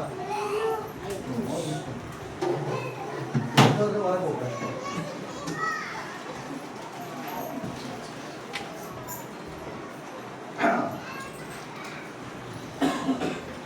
దేవుని పరిశుద్ధ నామమునకు స్తోత్రం కలుగును కాక. దేవుని సన్నిధిని గౌరవించాలా. స్కూల్లో ఈ రకంగా ఉంటారు కదా, పిల్లలను మీరు ఈ రకంగా వదులుతారా? పిల్లలు పోయేది వచ్చేది ఒకటి ఒంటికి ఒకటి తొట్టికి 5 నిమిషాలు వాటర్ తాగుతాడు, మళ్ళీ 5 నిమిషాలు కూర్చొని పోతాడు, మళ్ళీ 5 నిమిషాలు వాటర్ తాగుతారు. ఏంటిది? దేవుని సన్నిధి, దేవునికి రుణపడి భయపడాలి. కొన్ని నిమిషాలు మాత్రమే వచ్చేది. అందరము ప్రయాసపడి వచ్చింటాం, 100 కిలోమీటర్లు ప్రయాణం చేసి వచ్చింటాం. మీరు దూరం నుంచి ఖర్చు పెట్టుకొని వచ్చింటారు. వచ్చి ఈడ ఎంజాయ్ టైంపాస్ కాదు. ఎంతో విలువైన వర్తమానం అందించేటప్పుడు వినే వాళ్ళకు మన పిల్లలు డిస్టర్బ్ చేయరాదు. మనకినే బేజారులే, మన కొద్దు ఇనిండే వాక్యాలే ఇవి. వేరే వాళ్ళని పాడు చేయొద్దండి. శ్రద్ధగా వినే వాళ్ళకు మన పిల్లల మోజు, మన పిల్లల ముద్దు, మన పిల్లల ఇది గోము, ఇంకొకరు వాక్యము డిస్టర్బ్ చేయరాదు. ఇది చక్కని వర్తమానం అందిస్తా అన్నారు. బేసిక్ ఫండమెంటల్ ప్రిన్సిపల్స్ నిన్న అందించిన వర్తమానం. వివాహ వ్యవస్థ ఎట్లుండాలా, మ్యారేజ్ యొక్క బేసిక్ ಬಿಬ್ಲಿಕಲ್ ಡಾಕ್ಟ್ರಿನ್ಸ್ ఎవరు చెప్తారు మీకు? ಯಾರು ಹೇಳ್ತಾರೆ ನಿಮಗೆ ಈ ವಾಕ್ಯಗಳು? ಎಲ್ಲಿ ಸಿಗ್ತವೆ? ಶ್ರೇಷ್ಠವಾದ ಒಂದು ವೈವಾಹಿಕ ವ್ಯವಸ್ಥೆ, ಒಂದು ಮಕ್ಕಳ ವ್ಯವಸ್ಥೆ, ಕುಟುಂಬ ವ್ಯವಸ್ಥೆ ಹೆಂಗಿರಬೇಕು, ದೇವರ ಒಂದು ಪವಿತ್ರವಾದ ಭಯಭಕ್ತಿಯನ್ನು ಕುಟುಂಬದಲ್ಲಿ ಯಾವ ವಿಧವಾಗಿ ಅಳವಡಿಸ್ಕೋಬೇಕು. ಪ್ರಾರ್ಥನೆ ಬರೋದು, ವಾಕ್ಯ ಹೇಳೋದು, ಕಾಣಿಕೆ ಹೇಳೋದು ಅಲ್ಲ, ಅದಲ್ಲ. That is not A Christian life. That is that is a hypocrisy. ಆ ಥರದ್ದು ಯೇಸುಸ್ವಾಮಿಗೆ ಬೇಕಾಗಿಲ್ಲ. Christian life truthful in every aspect of the life. ಪ್ರತಿಯೊಂದು ಜೀವನದ ಪ್ರಕ್ರಿಯೆಯಲ್ಲಿ ಯೇಸುಸ್ವಾಮಿ ಕಾಣಬೇಕು. ಯೇಸುಸ್ವಾಮಿ ಕಾಣಬೇಕಂದ್ರೆ ಆ ವಾಕ್ಯ ಕೇಳಬೇಕಲ್ವಾ? ಹೌದಾ? ನಿನ್ನೆ ಹೇಳಿದ ವಾಕ್ಯ ನಾವು ಯಾಕೆ ರೆಕಾರ್ಡ್ ಮಾಡ್ತಾ ಇದ್ದೀವಿ? ಪ್ರತಿ ಮೆಸೇಜು ಎಷ್ಟೋ ವ್ಯಾಲ್ಯೂ. ಮತ್ತೆ ಸಿಗಲ್ಲ ದೈವಜನರು. ದೂರದಿಂದ ಬಂದಿರೋರು ಸಿಗ್ತಾರಾ? ಏಜ್ ಆಗೋಗಿದೆ. ಈಗಿರ ಸ್ಪೀಕರ್ಸ್ ಆ ಥರ ಇದ್ದಾರಾ? ಇಲ್ಲ. ಈಗಿರೋ ಸ್ಪೀಕರ್ಸ್ ಹೆಂಗೆ ಹೇಳ್ತಾರೆ? ದೇವರು ನಿಮ್ಮನ್ನು ದೀವಿಸಲಿ, ನೀನು 10 ರೂಪಾಯಿ ಕಾಣಿಕೆ ಹಾಕೋ, ದೇವ್ರು 100 ರೂಪಾಯಿ ಕೊಡ್ತಾನೆ. ನೀನು 100 ರೂಪಾಯಿ ಕಾಣಿಕೆ ಹಾಕೋ, ದೇವ್ರು 1000 ರೂಪಾಯಿ ಕೊಡ್ತಾನೆ. ಬಿಸಿನೆಸ್. ಬಾಧೆಯಿಂದ, ಹಸಿವಿನಿಂದ, ಕಣ್ಣೀರಿಂದ ವಾಕ್ಯ ಹೇಳೋ ದೈವಜನರು ನಮ್ಮ ಹತ್ರ ಬಂದಾಗ ಮಕ್ಕಳನ್ನ ಬಿಟ್ಬಿಟ್ಟು ಹೋಗಿ ಪಪ್ಪಳು ಪೊಡಿ ತಗೊಂಬ, ಹೋಗಿ ಬರ್ಫಿ ತಗೊಂಬ, ಹೋಗಿ ಟೈಮ್ ಪಾಸ್ ಮಾಡು, ಇವ್ರು ಎಷ್ಟೊತ್ತಿಗೆ ಬಿಡ್ತಾರೋ ಇಲ್ಲ. ಎಷ್ಟು ಅಶ್ರದ್ಧೆ ಇರಬಾರ್ದು. ನಮ್ಮ ಮಕ್ಕಳನ್ನ ಹೊರಗಡೆ ಕುಂದಿಸ್ಬಿಡ್ರಿ, ಅವ್ರು ಡಿಸ್ಟರ್ಬ್ ಅಲ್ವಾ? ಹೊರಗಡೆ ಕುಂದಿಸಿ ನೀವು ಒಳಗಡೆ ಬಂದು ಶ್ರದ್ಧೆಯಿಂದ ವಾಕ್ಯ ಕೇಳಬೇಕು. 8 ಅಂಶಗಳು ಹೇಳಿದ್ದಾರೆ. ಈಗ ಅಂಕಲ್, ನಾನು ಫಸ್ಟ್ ಮೆಸೇಜ್ ನಾನಿಲ್ಲ, ರಾತ್ರಿ 2:30 ಆಗೈತೆ, ಲೇಟ್ ಆಗಿದೆ. ಎಷ್ಟು basic fundamental valuable spiritual messages. ಒಂದೊಂದು ವಾಕ್ಯ ಒಂದೊಂದಕ್ಕೆ ಲಿಂಕ್ ಇದೆ, ಒಂದೊಂದು ಅಂಶಕ್ಕೆ. ದೇವರು ಯಾಕೆ ಸೃಷ್ಟಿ ಮಾಡಿದರು, ಆ ಬ್ಲೂ ಪ್ರಿಂಟ್ ದೇವರು ಹೆಂಗೆ ಸಿದ್ಧ ಮಾಡಿದರು, ಆ ಬ್ಲೂ ಪ್ರಿಂಟು ಮನುಷ್ಯನಿಗೆ ಯಾಕೆ ಅವಸರ, ಆ ಬ್ಲೂ ಪ್ರಿಂಟ್ ಇಲ್ದಲೇ ಮನುಷ್ಯರು ಎಷ್ಟು ನಾಶನ ಆಗ್ತಾ ಇದ್ದಾರೆ. ಯೂತ್ ನಾಶನ ಆಗ್ತಾ ಇದ್ದಾರೆ, ದೊಡ್ಡೋರು ನಾಶನ ಆಗ್ತಾ ಇದ್ದಾರೆ, ಮುದುಕರು ನಾಶನ ಆಗ್ತಾ ಇದ್ದಾರೆ. ಬ್ಲೂ ಪ್ರಿಂಟ್ ಇಲ್ಲ. ಬ್ಲೂ ಪ್ರಿಂಟ್ ಅಂದರೆ ಮ್ಯಾಪ್, ಅದು ಇರಬೇಕು. ಅದಿದ್ರೆ ಅದನ್ನು ನೋಡ್ಕೊಂಡು ದೇವರು ನನ್ನನ್ನು ಯಾಕೆ ಸೃಷ್ಟಿ ಮಾಡಿದ್ದಾನೆ, ನನ್ನ ಉದ್ದೇಶ ಈ ಭೂಮಿ ಮೇಲೆ ಯಾಕೆ, ಮಕ್ಕಳನ್ನ ನಡೆದ್ಬಿಟ್ಟು ಮಕ್ಕಳನ್ನ ಮದುವೆ ಮಾಡಿ ಮನೆ ಕಟ್ಟಿಸಿ ಸಾಯಕ್ಕಲ್ಲ. ಅನ್ಯರಿಗೂ ನಮಗೂ ವ್ಯತ್ಯಾಸ ಇನ್ನೇನಿದೆ? ಅವ್ರು ಅದೇ ಮಾಡ್ತಿದ್ದಾರೆ, ನಾವು ಅದೇ ಮಾಡ್ತಿದ್ದೀವಿ. ಅವರು ಅಷ್ಟೇ ಮದುವೆ ಮಾಡಿ ಓದ್ತಾರೆ, ಒಂದು ಉದ್ಯೋಗ ಪಡಿತಾರೆ, ಒಂದು ಮಕ್ಕಳನ್ನ ಅಡಿತಾರೆ, ಮಕ್ಕಳು ಮದುವೆ ಮಾಡ್ತಾರೆ, ಆಯ್ತಪ್ಪ ಮಕ್ಕಳು. ಅಂಕಲ್ ನೀನು ಹೇಳಿದ್ರಲ್ಲ, ನನ್ನ ಮಗ ಆಸ್ಟ್ರೇಲಿಯಾ, ಇನ್ನೊಂದು ಮಗ ಅಮೇರಿಕಾ, ಸತ್ತ ಮೇಲೆ ಮೊನ್ನಾಕಕ್ಕೂ ಬರಲ್ಲ ಅಂಕಲ್ ಹೇಳಿರೋದ್ರೆ. ಅರ್ಥ ಆಯ್ತಾ? ನಾನು ಅನುಭವದಲ್ಲಿ ನೋಡಿದ್ದೀನಿ ಕಣ್ಣೀರಿಡ್ತಾ ಇರೋರು ಮುದುಕರು. ಅರ್ಥ ಆಯ್ತಾ? ನಮಗೆ 1000 ಕೋಟಿ ಆಸ್ತಿ ಇದೆ, ನಾವು ಸತ್ತೋದ್ರೆ ಮಗ ಬರಲ್ಲಂತೆ. ಮತ್ತೆ ಏನು ಮಾಡ್ತಾನೆ? ಎಲ್ಲ ಅರೇಂಜ್ಮೆಂಟ್ ಮಾಡಿಸ್ತಾನಂತೆ. ಹೈದರಾಬಾದಲ್ಲಿ ಇದೀವಿ ನಾವು, 1000 ಕೋಟಿ ಆಸ್ತಿ ಇದೆ, ದೊಡ್ಡ ಫಾರ್ಮ್ ಹೌಸ್ ಇದೆ, ಎಲ್ಲ ಇದೆ. ಮಗ ಏನು ಮಾಡ್ತಾನಂತೆ? ಡಂಪ್ ಹೊಡಿಯೋರಿಗೆ ದುಡ್ಡು ಕೊಟ್ಟು ಒಂದು ಟೀಮ್ ಬರ್ತದಂತೆ, ಕಾಫಿನ್ ಮಾಡೋರಿಗೆ ಒಂದು ದುಡ್ಡು ಕೊಟ್ಟು ಅದೊಂದು ಟೀಮ್ ಬರ್ತದಂತೆ, ಸಪ್ರ ಹಾಕೋರಿಗೆ ಒಂದು ಟೀಮ್ ಬರ್ತದಂತೆ, ಗಾಡಿಯಲ್ಲಿ ತಕೊಂಡು ಹೋಗೋರ್ಗೆ ಒಂದು ಟೀಮ್ ಬರ್ತದಂತೆ, ಊಟಕ್ಕೆ ಒಂದು ಟೀಮ್ ಬರ್ತದಂತೆ. ಎಲ್ಲ ಚೆನ್ನಾಗೈತಪ್ಪ, ಅಳಕ್ಕೆ ಯಾರು ಅಂತ ಕೇಳಿದ್ರಂತೆ ಇವ್ರ ತಂದೆ ತಾಯಿ. ಎಲ್ಲ ಚೆನ್ನಾಗೈತಪ್ಪ ಮಗ, ಮತ್ತೆ ಅಳಕ್ಕೊಂದು ಟೀಮ್ ಬರ್ತದಂತೆ. ಅವ್ರಿಗೂ ಒಂದು 5,000 ಕೊಟ್ಟ ಒಂದು 10 ಜನ ಬಂದು ಅಳ್ತಾರಂತೆ, ಅಯ್ಯೋ ಸತ್ತೋದೆ. ಮಗ ನೀನಲ್ಲ, ನನಗೆ ಅಳಲಿಕ್ಕೆ ಟೈಮ್ ಇಲ್ಲಪ್ಪ ಅಮ್ಮ. ಏನು ನೀನು ಬಂದು ನಾನು ಅಮೇರಿಕೆಯಿಂದ ಇಂಡಿಯಾಗೆ ಬಂದು ಕುತ್ಕೊಂಡು ನೀನು ಸತ್ತೋಗಿ ನಿನ್ನ ಊತಾಕಿ ನಿನಗೋಸ್ಕರ ನಾನು ಅಲ್ಕೊಂಡ್ರೆ ಅಲ್ಲಿ ನನ್ನ ದುಡ್ಡು ಹೋಗ್ತವೆ, ನನಗೆ ಉದ್ಯೋಗ ಹೋಗ್ತತೆ. ಅರ್ಥ ಆಯ್ತಾ? ನಾನು ಹೇಳಿರೋ ಅಂಕಲ್ ಹೇಳಿರೋ ವಾಕ್ಯ, ಒಂದು ಅಪವಾದಿ ಕ್ರಿಯೆಯಲ್ಲಿ ಪ್ರಪಂಚ ಹೋಗ್ತಾ ಇದೆ. ಅರ್ಥ ಆಯ್ತಾ? ಒಂದು ಮಾಯ, ಆ ಭ್ರಮೆಯಲ್ಲಿ ಬದುಕ್ತಾ ಇದೆ. ದೇವರ ವಾಕ್ಯ ಸತ್ಯ. ದೇವರು ತನ್ನ ದೈವಜನರು ನಮ್ಮ ಹತ್ರ ಕಳಿಸಿದಾಗ ಎದೆ ಪಡ್ಕೊಂಡು ಕೇಳಬೇಕು, ಶ್ರದ್ಧೆಯಿಂದ ಕೇಳಬೇಕು, ಕಣ್ಣೀರಿಂದ ಕೇಳಬೇಕು, ಆ ಹಸಿವಿನಿಂದ ಕೇಳಬೇಕು. ಅದು ಬಿಟ್ಬಿಟ್ಟು ಚೆನ್ನಾಗಿ ಫ್ಯಾನ್ ಕೆಳಗೆ ಕೂತ್ಕೊಂಡು ಹೆಂಗೈತೆ ಏನೈತೆ ಎಷ್ಟೊತ್ತಿಗೆ ಬಿಡ್ತಾರೆ ಏನು ಯಾವಾಗ ತಿನ್ನೋಣ ಏನು, ಮಕ್ಕಳು ಹೋಗ ಬರ್ಫಿ ತಗೊಂಬ, ಹೋಗ ಕೂಲ್ ಡ್ರಿಂಕ್ ತಗೊಂಬ, ಹೋಗ ಪಿಕ್ಚರ್ ತಗೊಂಬ, ಬಸ್ ಎಷ್ಟೊತ್ತಿಗೆ ಬರ್ತದೆ ಹೋಗೋಣ. ದೈವ ಭಯ ಇಲ್ಲ. ಇರ್ಮಿಯಾ ಅದೇ ಅಂದಿದ್ದಾನೆ. ದೇವರು ಅಂದಿದ್ದಾರೆ, ಈ ಜನಗರಿಗೆ ನನ್ನ ಮಾತು ಹೇಳ್ಬೇಡ ಅಂತ ಹೇಳಿದ್ದಾರೆ ದೇವರು. ಯಾಕಂದ್ರೆ ಇವ್ರು ಯೋಗ್ಯರಲ್ಲ, ಶ್ರದ್ಧೆ ಇಲ್ಲ, ಹಸಿವಿಲ್ಲ, ಅದ್ರ ಮೇಲೆ ಆಸೆ ಇಲ್ಲ. ಏನಾಗ್ಬಿಟ್ಟಿದೆ? ದೇವ್ರಂದ್ರೆ ಒಂದು ಚಾಕ್ಲೇಟ್ ಥರ ಆಗ್ಬಿಟ್ಟಿದೆ, ಉಪ್ಪಿನಕಾಯಿ. ದೇವ್ರಂದ್ರೆ ಏನು? ಉಪ್ಪಿನಕಾಯಿ. ಕಷ್ಟ ಬಂದಾಗ ಬರಬೇಕು, ಕಷ್ಟ ಎಲ್ಲ ಆಗೋದ್ಮೇಲೆ ಹೋಗ್ಬೇಕು. ಭಾಳ ಭಯಂಕರ ಪರಿಸ್ಥಿತಿಯಲ್ಲಿದ್ದೀವಿ, ಭಯಂಕರ ದಿನಗಳಲ್ಲಿದ್ದೀವಿ, ಭಯಂಕರ ವಿಧಾನದಲ್ಲಿದ್ದೀವಿ. ತಪ್ಪು. ಶ್ರದ್ಧೆಯಿಂದ ವಾಕ್ಯ ಕೇಳಬೇಕು. ಒಂದೊಂದು ಅಂಶ ಧ್ಯಾನ ಮಾಡಿ ಮೊಣಕಾಲಿನ ಪ್ರಾರ್ಥನೆ ಮೇಲೆ ಎಷ್ಟೋ ದೈವಜನರು ಅವ್ರ ಟೈಮ್ನ ವೆಚ್ಚಿಸಿ ಭಾರದಿಂದ ದುಃಖದಿಂದ ಅಷ್ಟು ದೂರದ ಪ್ರಯಾಣದಿಂದ ಬಂದು ನಮಗೆ ವಾಕ್ಯ ಹೇಳ್ಬೇಕಾದ್ರೆ ಕುತ್ಕೊಂಡು ನಾವು ವಾಕ್ಯ ಕೇಳಿಲ್ಲ ಅಂದರೆ ದೇವ್ರ ಲೆಕ್ಕ ಕೇಳ್ತಾನೆ ಇಲ್ಲ. ಪ್ರತಿಯೊಂದನ್ನು ದೇವ್ರ ಲೆಕ್ಕದಲ್ಲಿ ತರ್ತಾರೆ. ನಿನ್ನ ಕಾಣಿಕೆ ಬೇಡ, ನಿನ್ನ ಸೊತ್ತು ಬೇಡ, ನಿಂದೇನು ಬೇಡ, ನಿನ್ನ ಹೃದಯ ಬೇಕು ಸ್ವಾಮಿಗೆ. ನಿನ್ನ ಹೃದಯದಲ್ಲೇ ದೇವ್ರಿಗೆ ಸ್ಥಳ ಇಲ್ಲ, ವಾಕ್ಯ ಕೇಳ್ತಾನೆ ಇಲ್ಲ. ಮಕ್ಕಳನ್ನ ಶಬ್ದ ಮಾಡಿಸ್ತೀರಾ, ಹಿಂಗೆ ಮಾಡ್ತೀರಾ. ಕಲೆಕ್ಟರ್ ಆಫೀಸ್ಗೆ ಹೋಗ್ತೀರಾ, ಏನಕ್ಕಾರ ಅಪ್ಲಿಕೇಶನ್ ತಗೊಂಡು, ಸಾರೋ ನನಗೆ ಪೆನ್ಷನ್ ಬಂದಿಲ್ಲ ಸಾರೋ ಅಂತ ಹೋಗ್ತೀಯಾ. ಕಲೆಕ್ಟರ್ ಸರ್ ಕುತ್ಕೊಂಡಿರ್ತಾರೆ, ಪಾಪ ಮಾತಾಡ್ತೀನಿ ಅಂತಾರೆ, ಮಗುಗೆ ಚಾಕ್ಲೇಟ್ ಇಟ್ಕೊಂಡು ಸಾರೋ ನನಗೆ ಪೆನ್ಷನ್ ಬಂದಿಲ್ಲ, ಮುದ್ದು ಅಬ್ಬಬ್ಬಬ್ಬ ಸಾರೋ ನನಗೆ ಪೆನ್ಷನ್ ಬಂದಿಲ್ಲ ಸಾರೋ ಅಲ್ಲನು ತೆಗೆದು ಒಂದು ಹೊಟ್ಟೆ ಮಾಡಿದ. ಅಬ್ಬ ಕಲೆಕ್ಟರ್ ಅಂದರೆ ಭಯ ಐತೆ, ಡಾಕ್ಟರ್ ಅಂದರೆ ಭಯ ಐತೆ, ಟೀಚರ್ ಅಂದರೆ ಭಯ ಐತೆ, ದೇವ್ರಂದ್ರೆ ಭಯ ಇಲ್ಲ. ಇದು ಭಾಳ ತಪ್ಪು. ಶ್ರದ್ಧೆಯಿಂದ ಕೇಳಬೇಕು. ನೋಡ್ರಿ ಎಷ್ಟು ಎಣ್ಣೆ ಮೊದಲನೇ ಮೆಸೇಜು ಏನಂತ ಹೇಳಿದ್ದಾರೆ, ನಮ್ಮ ಬ್ರದರನ್ ಆ ಒಂದು ಪ್ರಾಥಮಿಕ ಸೂತ್ರಗಳು, ಬ್ರದರನ್ ಇರಬೇಕಾಗಿರುವ ನಮ್ಮ ವಿಶ್ವಾಸದ ಪುನಾದಿಗಳು ಬಲವಾಗಿರಬೇಕು. ತೆಲುಗಲ್ಲೊಂದು ವಾಕ್ಯ ಇದೆ, ಏನಂತಿದೆ, పునాదిಗಳು ಹಾಳಾದ್ರೆ భక్తులు ఏం ಮಾಡ್ತಾರೆ, ఏమన్నుందంటే పునాదులు పాడైపోతే భక్తులు ఏం చేయగలరు? పునాదులు పాడు కారాదు. పునాదులు అంటే మన పాత విశ్వాసం, అలే విశ్వాಸ, ಅಳೇ ಭಕ್ತಿ, ಅಳೇ ಪ್ರಾರ್ಥನೆ, ಅಳೇ ತಗ್ಗಿಂಪು, ಅಳೇ ದೇವರೊಂದಲ್ಲಿ ಪವಿತ್ರವಾದಂಥ ನಡುಗಬೇಕು. ದೇವರಲ್ಲಿ ಗಡಗಡ ನಡುಗಬೇಕು. ಅದಿಲ್ಲದಲೇ ಆ ಪುನಾದಿಗಳೇ ವೀಕ್ ಆಗಿಬಿಟ್ರೆ ಈಗೇನು ಇರ್ತತೆ? ಬಿಲ್ಡಿಂಗ್ ಏನು ಇರ್ತತಾ? Building ಅಂಕಲಿಗೆ ಹೇಳಿದ್ದದೆ foundation. ಅರ್ಥ ಆಯ್ತಾ? Blue print. ಇನ್ನೊಂದು ಏನು ಹೇಳ, ಎಷ್ಟೋ ಶ್ರೇಷ್ಠವಾದ ಅಂಶ, ದೇವರು ನಿಮಗೆ ದೇಹ ಕೊಟ್ಟಿದ್ದಾರೆ. ಅದು ಯಾರ ಸೊತ್ತು? ಅದು ದೇವ್ರಿಗೆ ಬಳಸ್ಬೇಕು. ನಾನು ರಿಟೈರ್ಮೆಂಟ್ ಆಗೋದ ಮೇಲೆ ಏಸಪ್ಪ ನಿನಗೆ ಸ್ತೋತ್ರ, ನನಗೆ 75 ವರ್ಷ ಬಂದಿದೆ, ನಿನ್ನ ಸೇವೆ ಮಾಡುತ್ತೇನೆ.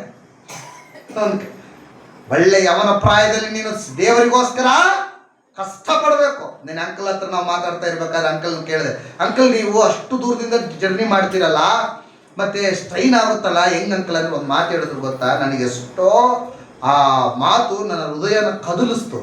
ಏನಂದ್ರು ಗೊತ್ತಾ? ನನಗೆ ಬಲ ಇರೋವರೆಗೂ ನನ್ನ ದೇವರೇ ನನ್ನ ನಡೆಸು, ನನ್ನ ಶಕ್ತಿ ಇರೋವರೆಗೂ ನಾನೊಬ್ಬನೇ ಹೋಗಿ ನಿನ್ನ ಸೇವೆ, ನಾನೇ ಡ್ರೈವ್ ಮಾಡ್ಕೊಂಡು ಹೋಗಿ ನಿನ್ನ ಸೇವೆ ಮಾಡಬೇಕು. ಆ ಶಕ್ತಿ ಯಾವಾಗ ಆಗೋಗುತ್ತೋ ಅವಾಗ ತಂದೆ ನಾನು ನಿಂತು ಬಿಡ್ತೀನಿ. ಅಂಕಲ್ ಹೇಳಿರೋ ಮಾತೆ, ಆ ಸಮರ್ಪಣೆ, ಆ ಜೀಲ್, ಆ ಒಡಂಬಡಿಕೆ, ಆ ಒಂದು ಏನಂತಾರೆ ಕಮಿಟ್ಮೆಂಟ್, ಆ ಚಾಲೆಂಜ್ ನಿಮ್ಮಲ್ಲಿ ಹಾಕಿಲ್ಲ, ನಮ್ಮಲ್ಲಿ ಹಾಕಿಲ್ಲ, ಅಂಕಲಲ್ಲಿ ಹಾಕಿದೆ. ಕಾರಣ ಏನಂದ್ರೆ ನಮಗೆ ಇದ್ರ ಮೇಲೆ ಇಷ್ಟ ಇಲ್ಲ. ಏನಿಲ್ಲ? ನಮಗೆ ಯಾವ್ದ್ರ ಮೇಲೆ ಇಷ್ಟ ಐತೆ ಗೊತ್ತಾ? ಯಾವ್ದ್ರ ಮೇಲೆ ಇಷ್ಟ ಐತೆ ಅಂದ್ರೆ ನಮಗೆ ಬಹಳೂ ಇಷ್ಟವಾದದ್ದು ಯಾವುದಂದ್ರೆ ಇದ್ರ ಮೇಲೆ ಬಲು ಇಷ್ಟ. ಇದು ಎಲ್ಲಿ ಕಾಣ್ತತೋ, ಎಲ್ಲಿ ಸಿಗ್ತತೋ, ಹೆಂಗ್ ಬೆಚ್ಚಿಡ್ಬೇಕು, ಹೆಂಗ್ ಜಾಸ್ತಿ ಮಾಡ್ಬೇಕು, ಇದು ಎಷ್ಟು ದಪ್ಪ ದಪ್ಪ ದಪ್ಪ ಕಟ್ಟಬೇಕು, ಅದು ಬಲು ಇಷ್ಟ. ಅದು ಮೀರಿರೋದು ಇದು. ಅರ್ಥ ಆಯ್ತಾ? ಅದು ಮೀರಿರೋದು ಇದು. ಇದು ಬಂದು ಒಂದು 2 ವರ್ಷ ಆಗಿರ್ಬೋದು, 2000 ವರ್ಷ ಆಗಿರ್ಬೋದು, ಅಷ್ಟೇನಾ? ಇಲ್ಲ 4000 ವರ್ಷ ಆಗಿರ್ಬೋದು. ಇನ್ನೊಂದು 2000 ವರ್ಷ ಇರ್ತದೆ, ಆಮೇಲೆ ಹೋಗ್ತದೆ. ಇರ್ತತ? ಇದು ಹೋಗಿ ಬರ್ತದೆ, ಹೊಸದು ಬರ್ತದೆ. ಇದು ಹೋಗಲ್ಲ. ಇನ್ನೊಂದು 4000 ವರ್ಷ ಇದ್ರೂ ಇದು ಮಾರ್ಪಾಟು ಆಗಲ್ಲ. ನಾನು ಸಣ್ಣವನಿದ್ದಾಗ ನೋಡಿರೋ ನೋಟ್ ಬೇರೆ, 100 ರೂಪಾಯಿದು. ಇವಾಗ ನೋಡ್ತಿರೋದು ಬೇರೆ. ಕರೆಕ್ಟಾ ತಪ್ಪ? ಕರೆಕ್ಟಾ? ನಾನು ಸಣ್ಣವನಿದ್ದಾಗ ನೋಡಿರೋ ಬೈಬಿಲ್ ಇದೆ, ಇವಾಗ ನೋಡ್ತಿರೋ ಬೈಬಿಲು ಇದೆ. ಇದು ಮಾರ್ಪಾಟ ಆಗಿಲ್ಲ, ಇದು ಮಾರೋದು ಇಲ್ಲ, ಯಾರ ಕೈಯಲ್ಲೂ ಮಾರ್ಸಕ್ ಸರ್. ಇದನ್ನ ಹಿಡಿಬೇಕ್ರಿ. ಇದನ್ನ ಹಿಡಿದ್ರೆ ಏನಿದೆ? ಇದು ಡೂಪ್ಲಿಕೇಟ್. ಅರ್ಥ ಆಯ್ತಾ? ನಮ್ಮ ಮನಸ್ಸೆಲ್ಲ ಇದು ಐತೆ. ವಾಕ್ಯ ಕೇಳ್ರಿ. ದೇವರ ವಾಕ್ಯ ಜೀವವುಳ್ಳದ್ದು. ದೈವಜನರು ಬಂದಾಗ ಅಂತ ದೈವಜನರು ಸಿಗೋದು ಮತ್ತೆ ಕಷ್ಟ. ಅರ್ಥ ಆಯ್ತಾ? ನಮ್ಮ ಹತ್ರ ದುಃಖದಿಂದ, ದೇವರದ್ದು ಕೃಪೆ, ನಮ್ದೇನಲ್ಲ, ದೇವರ ಕೃಪೆ, ಅವರ ಒಂದು ಸಮರ್ಪಣೆ. ದೇವರು ನಮ್ಮ ಹತ್ರ ಬಂದಾಗ ನಾವೇನು ಮಾಡಬೇಕು? ಆ ವಾಕ್ಯಗಳನ್ನೆಲ್ಲ ಸೇದ್ಕೋಬೇಕಾದ್ರೆ ನೀರು ಹೆಂಗೆ ಒಂಟೆ ಒಳಗಡೆಗೆ ಇದು ಮಾಡ್ಕೊತೋ, ಪ್ರತಿ ವಾಕ್ಯವನ್ನು ಒಳಗೆ ಹೃದಯದ ಒಳಗಡೆ ಸೇರಿಸ್ಕೊಂಡು ಅದನ್ನು ಧ್ಯಾನ ಮಾಡಬೇಕು. ಈ ವಾಕ್ಯದಲ್ಲಿ ಏನರ್ಥ ಇದೆ? ಯಾಕೆ ದೇವರು ದೈವಜನರ ಮೂಲಕವಾಗಿ ವಾಕ್ಯನನ್ನು ನನಗೆ ಹೇಳಿಸ್ತಾ ಇದ್ದಾರೆ? ಆ ವಾಕ್ಯದ ಅವಶ್ಯಕತೆ ನನ್ನಲ್ಲಿ ಏನಿದೆ? ಏನು ನನ್ನಲ್ಲಿ ಆ ವಾಕ್ಯದ ಜೊತೆಗೆ ಲಿಂಕ್ ಇದೆ, ಕನೆಕ್ಷನ್ ಇದೆ? ದೇವರು ಅಂಕಲ್ ಒಂದು ಮಾತು ಹೇಳಿದ್ರು, ಗಾಡ್ ನೆವರ್ ಡೂ ಮಿಸ್ಟೇಕ್. ದೇವರು ಯಾವತ್ತಿಗೂ ತಪ್ಪು ಮಾಡೋದೇ ಇಲ್ಲ. ನಮ್ಮನ್ನು ರಾಯದುರ್ಗದಾಗ ಹುಟ್ಟಿಸಿದಾನಂದ್ರೆ ಆತನಿಗೆ ಏನೋ ಒಂದು ಪ್ರಣಾಳಿಕೆ ಇದೆ. ಅಂಕಲ್ನ ಅಷ್ಟು ದೂರದಿಂದ ಇವತ್ತು ದೇವ್ರು ನಮ್ಮ ಹತ್ರ ಕಳಿಸಿದ್ದಾರೆ ಅಂದರೆ ದೇವ್ರಿಗೊಂದು ಪ್ರಣಾಳಿಕೆ ಇದೆ. ನಿಮ್ಮನ್ನು ಇಲ್ಲಿ ಕುಂದಿರ್ಸಿದ್ದಾರೆ ಅಂದರೆ ದೇವ್ರಿಗೊಂದು ಪ್ಲ್ಯಾನು ಇದೆ. ಅದನ್ನು ವೈಲೇಟ್ ಮಾಡಬಾರ್ದು. ಏನು ಮಾಡಬಾರ್ದು? ಟ್ರೆಸ್ಪಾಸ್ ಮಾಡಬಾರ್ದು. ಅದನ್ನು ಬೈಪಾಸ್ ಮಾಡಬಾರ್ದು. ಅದನ್ನು ಹಾಳು ಮಾಡಬಾರ್ದು. ಹಾಳು ಮಾಡಿದ್ರೆ ಲೆಕ್ಕ ಇರ್ತತೋ ಇಲ್ಲ? ಖಂಡಿತ ಕೇಳ್ತಾನೆ. ಒಬ್ಬರು ಕಷ್ಟಪಟ್ಟು ಅಡುಗೆ ಮಾಡಿದ್ದಾರೆ, ಅದರೊಳಗೆ ತಗೊಂಡು ಒಂದಿಷ್ಟು ಮಣ್ಣು ಹಾಕಿ ಬಂದಿದ್ದೀವಿ, ಸುಮ್ಮನೆ ಇಡ್ತಾರಾ? ಏನು ಮಾಡ್ತಾರ್ರಿ? ಏನು ಮಾಡ್ತಾರೆ? ಎಷ್ಟು ಚೆನ್ನಾಗಿ ಹಾಕಿದೀಯ, ಇನ್ನು ಸ್ವಲ್ಪ ತಂದು ಮಣ್ಣು ಹಾಕಂತಾರ? ಏನು ಮಾಡ್ತಾರೆ ಹೇಳ್ರಿ? ನೀವೇ ಕಷ್ಟಪಟ್ಟು ಅಡುಗೆ ಮಾಡಿದ್ದೀರಾ, ನಾನು ತಗೊಂಬಂದು ಮಣ್ಣು ಹಾಕಿದ್ದೀನಿ, ಅದ್ರ ಬಿಸಿಯಾಗಿ ಬಿರಿಯಾನಿ ಮಾಡಿದ್ದೀರಾ, ಇಲ್ಲ ಸಾರು ಮಾಡಿದ್ರೆ ಅದ್ರ ಒಂದಿಷ್ಟು ಮಣ್ಣು ಹಾಕಿ ಬಂದಿದ್ದೀನಿ. ಏನು ಮಾಡ್ತೀರಿ ನೀವು? ನನ್ನನ್ನು ಏನು ಮಾಡ್ತೀರಾ? ಸನ್ಮಾನ ಮಾಡ್ತೀರಾ? ಬೈತೀರಾ ಇಲ್ಲ? ಹೊಡಿತೀರಾ ಇಲ್ಲ? ಹೌದಾ ಇಲ್ಲ? ಏನು ಮಾಡ್ದೆ? ಬುದ್ಧಿ ಜ್ಞಾನ ಐತೆ ಇಲ್ಲ ಅಂತೀಯ. ನೀವಾದ್ರೂ ಅದೇ ಮಾಡೋದು, ನಾನಾದ್ರೂ ಅದೇ ಮಾಡೋದು. ಕಪಾಳಕ್ಕೆ ತೆಗೆದು ಒಂದು ಹೊಡೆದು ಬಿಡ್ತೀವಿ. ಇಷ್ಟು ಗಂಟೆ ನಾನು ಕಷ್ಟಪಟ್ಟು ಮಾಡಿದ್ರೆ ನೀನು 1 ನಿಮಿಷದಲ್ಲಿ ಬಂದ, ದೇವ್ರು ಅದೇ ಮಾಡ್ತಾನೆ ನಿಮಗೆ. ದೇವರು ನಾನು ಕಷ್ಟಪಟ್ಟು ನಿನ್ನನ್ನು ರಕ್ಷಿಸಿ, ನಿನಗೋಸ್ಕರ ನಾನು ಹಗಲು ರಾತ್ರಿ ನಿನ್ನನ್ನು ಕಾಪಾಡ್ಕೊಂಡು ಬಂದು ಸಭೆಯಲ್ಲಿ ಕುಂದಿರ್ಸಿದ್ರೆ ನೀನೇನು ಮಾಡ್ತಿದೀಯಾ? Time pass ಮಾಡ್ತಿದೀಯಾ? ನನ್ನ ಪ್ರಣಾಳಿಕೆಯನ್ನು ಹಾಳು ಮಾಡ್ತಿದೀಯಾ? ನನ್ನ ಒಂದು ಆಲೋಚನೆಯನ್ನು ನೀನು ಏನು ಮಾಡ್ತಿದೀಯಾ? ಕೆಡಿಸ್ತಾ ಇದೆಯಾ? ಅದಕ್ಕೆ ಶ್ರದ್ಧೆಯಿಂದ ಕೇಳಬೇಕು ವಾಕ್ಯನ. ಮಕ್ಕಳನ್ನ ಕಂಟ್ರೋಲ್ ಮಾಡೋದು ನಮಗೆ ಗೊತ್ತು. ನಾವು ಕಂಟ್ರೋಲ್ ಮಾಡಬೇಕು. ಒಂದೆರಡು ಏಟ್ ಹಾಕ್ಬೇಕು, ತಪ್ಪೇನಿಲ್ಲ. ಬೈಬಲಲ್ಲಿ ಐತೆ, తండ్రి శిక్షించని కుమారుడు ఏమైతాడనంత అయితే తండ్రి శిక్షించని కుమారుడు అతనికి శత్రువు ఏనైతే నా బాగా మర్చిపోయినా. శిక్షించాలి. బాలుడు ఏం చేయాలా? శిక్షించాలి. భక్తని వాడు తన కుమారునికి విరోధి. నీ పిల్లలను నువ్వు కంట్రోల్లో పెట్టలేదంటే నువ్వు నీ పిల్లలకు శత్రువు అంట. బైబిల్ చెప్పేది ఎన్నో అధ్యాయం ఎన్నో వచ్చిన సామెతల్లో ఉంది. నీ పిల్లలను నువ్వు కంట్రోల్లో పెట్టే తీరాల. రెండేట్లు వేస్తావో కొడతావో ఏం చేస్తావో అది నీకు ఇచ్చింది, దేవుడు ఇచ్చిన పవర్ అంతే. నువ్వు ఆడుకోవాలి ఆ పవర్ని. నా ముద్దు నా ಕಂದ ಗಲಾಟೆ చెయ్యి ಎಗುರು అంటే ఈయನ ತಪ್ಪು. కాబట్టి ಒಳ್ಳೆ ವಾಕ್ಯವನ್ನು ಕೇಳಿದ್ದೀವಿ, ಏನು ಮಾಡಬೇಕು? ಅದನ್ನ ನೆಮರು ಹಾಕಬೇಕು. ದೇವರ ಒಂದು ಕೃಪೆಯಿಂದ ನಿನ್ನೆ ಅಂಕಲು ವಿವಾಹ ವ್ಯವಸ್ಥೆ ಎಷ್ಟು ಜನಕ್ಕೆ ಅರ್ಥ ಆಗೈತೆ? ವಿವಾಹಂ ಗುరించి ಅರ್ಥ ಆಗೈತಾ? ಅರ್ಥ ಆಗಿಲ್ಲ. ಯಾಕಂದ್ರೆ ಫುಲ್ ಎತ್ತುವಲ್ರಿ. ಯಾಕೆ ಗೊತ್ತಾ? ನನಗೆ ಗೊತ್ತು ಸರ್. ಇವತ್ತು ಅರ್ಥ ಆಗೈತೆ ಅಂದ್ರೆ ನಾವು ಮದುವೆ ಮಾಡ್ಬೇಕಾದ್ರೆ ನೀನು ನಮ್ಮನ್ನು ಹಿಡಿತೀಯ. ಏನ್ ಮಾಡ್ಬಿಡ್ತೀಯ? ಅಕ್ಷಿಂತಗಳು ಯಾಕೆ ಹಾಕ್ತಿದ್ದೀರಾ? ಹಿಂಗಂದ್ರೆ ಬಟ್ಟುಗಳು ಯಾಕೆ ಇಕ್ತಿದ್ದೀರಾ? ದಿಷ್ಟಿ ಯಾಕೆ ತೆಗಿತೀರಿ? ಎಲ್ಲ ಕೇಳ್ಬಿಡ್ತೀಯ ನೀವು ನಮ್ಮನ್ನ. ಅದಕ್ಕೆ ಏನ್ ಹೇಳ್ತೀವಿ ಗೊತ್ತಾ? ನಾವು ಹುಷಾರಾಗಿರೋ ಅರ್ಥ ಎತ್ತೀವಿ. ಅರ್ಥ ಎಷ್ಟು ಅರ್ಥ ಆಗೈತೆ? ಎಷ್ಟು ಜನಕ್ಕೆ ಅರ್ಥ ಆಗೈತೆ ಮದುವೆ ವಿಷಯ? ನೆನ್ನೆ ಸಾರ್ ಹೇಳಿರೋದು ವಿವಾಹಗಳು ದೇವರ ವಾಕ್ಯ ಹೆಂಗೆ ಮಾಡ್ಕೋಬೇಕಂತ ಹೇಳ್ತಾ ಇಲ್ಲ. ಅದ್ರ ಪ್ರಕಾರ ಮಾಡ್ಕಂದ್ರೆ ನೀನು ಗಂಡ ಹೆಂಡತಿ ಉಳಿತೀರಾ. ಇಲ್ಲಾಂದ್ರೆ ಏನಾಗ್ತೀರಾ ಹೇಳ್ರಿ? ಏನಾಗ್ತೀರಾ? ದಿಕ್ಕಾಪಾಲ್ ಆಗ್ತೀರಾ ಅಷ್ಟೇ. ಏನಾಗ್ಬಿಡ್ತೀರಾ? ದಿಕ್ಕಾಪಾಲು. ಕುಟುಂಬಗಳಲ್ಲಿ ಹೋಗ್ರಿ, ಗಂಡ ಜೀವನ ಗಂಡ, ಹೆಂಡತಿ ಜೀವನ ಹೆಂಡತಿ, ಸುಮ್ಮನೆ ಜೊತೆಗಿರ್ತಾರ ಅಷ್ಟೇ. ನಾವು ಒಬ್ರು ಗಂಡ ಹೆಂಡತಿ ನೋಡ್ತಿದ್ವಿ. ಇವಾಗಲ್ಲ 20 ವರ್ಷದ ಕೆಳಗಿಂದ ಹೇಳ್ತಾ ಇದ್ದೀನಿ. ಹೆಂಡತಿ 10 ಕಿಲೋಮೀಟರ್ 10 ಅಡಿ ಮುಂದೆ ಹೋಗೋಳು, ಗಂಡ 10 ಅಡಿ ಹಿಂದೆ ಹೋಗೋಣ. ಜೊತೆಗೆ ಹೋದ್ರೆ ಬೈತಿದ್ಲಂತೆ ಹೆಂಡತಿ. ಪಕ್ಕದಲ್ಲಿ ಬಂದೀಯಾ?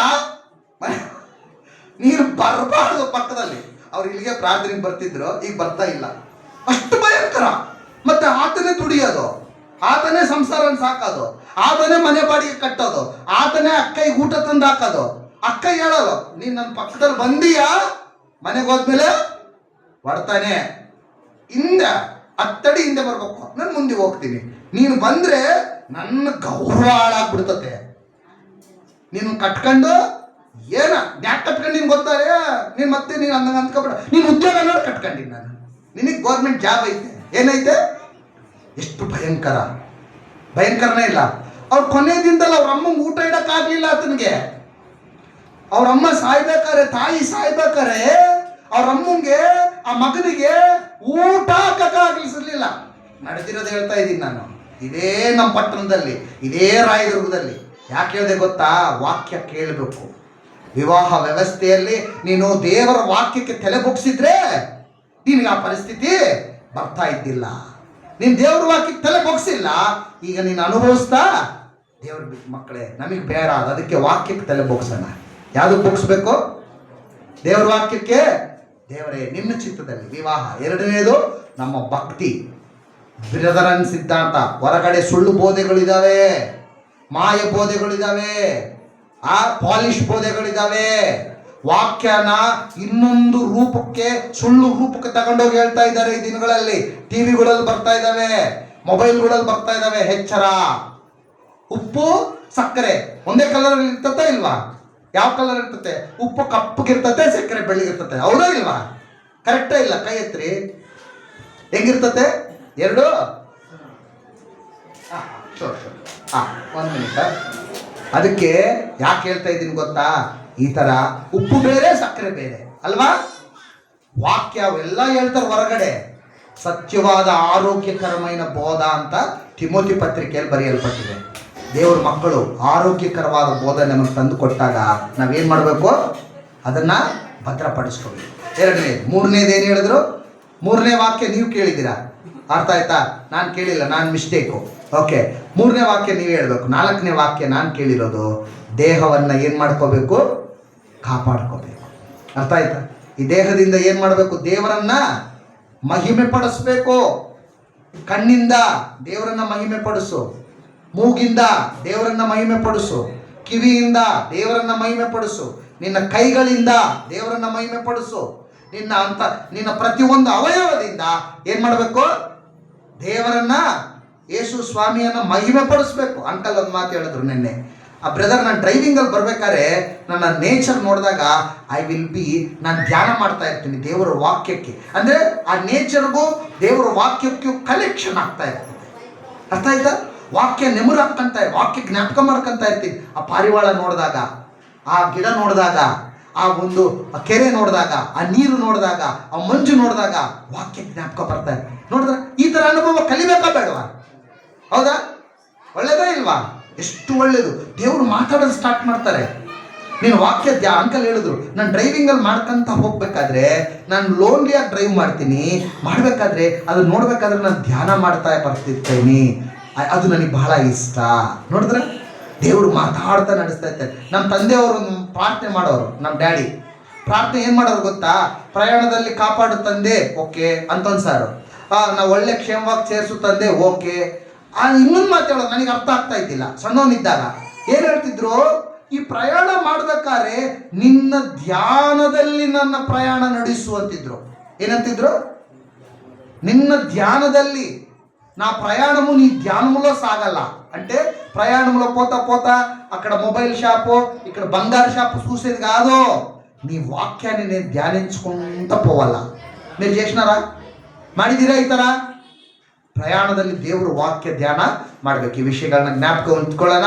ಅಂಕಲ್ಗೆ ಹೃದಯಪೂರ್ವಕವಾದಂತಹ ಕೃತಜ್ಞತೆಗಳು. ಭಾಳ ದೂರದಿಂದ ಅಂಕಲ್ಗೋಸ್ಕರ ಪ್ರಾರ್ಥನೆ ಮಾಡಬೇಕು. ಡ್ಯಾನಿಯಲ್ ಹೇಳಿದ್ದಾರೆ, ಅಂಕಲ್ ಭಾಳ ದೂರ ಬ್ರದರನ್ ಸಭೆಗಳಲ್ಲಿ, ಕಾನ್ಫರೆನ್ಸಸ್ಸಲ್ಲಿ, ಇಂಟರ್ನ್ಯಾಷನಲಲ್ಲಿ, ಬೇರೆ ಬೇರೆ ಕಂಟ್ರೀಸ್ಗೆ ಹೋಗಿ ವಾಕ್ಯ ಹೇಳ್ತಾ ಬರ್ತಾ ಇರ್ತಾರೆ.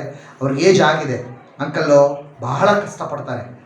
ಯಾವ ಕ್ಷಣಕ್ಕೂ ವೇಸ್ಟ್ ಮಾಡಲ್ಲ ಅವ್ರ ಟೈಮು.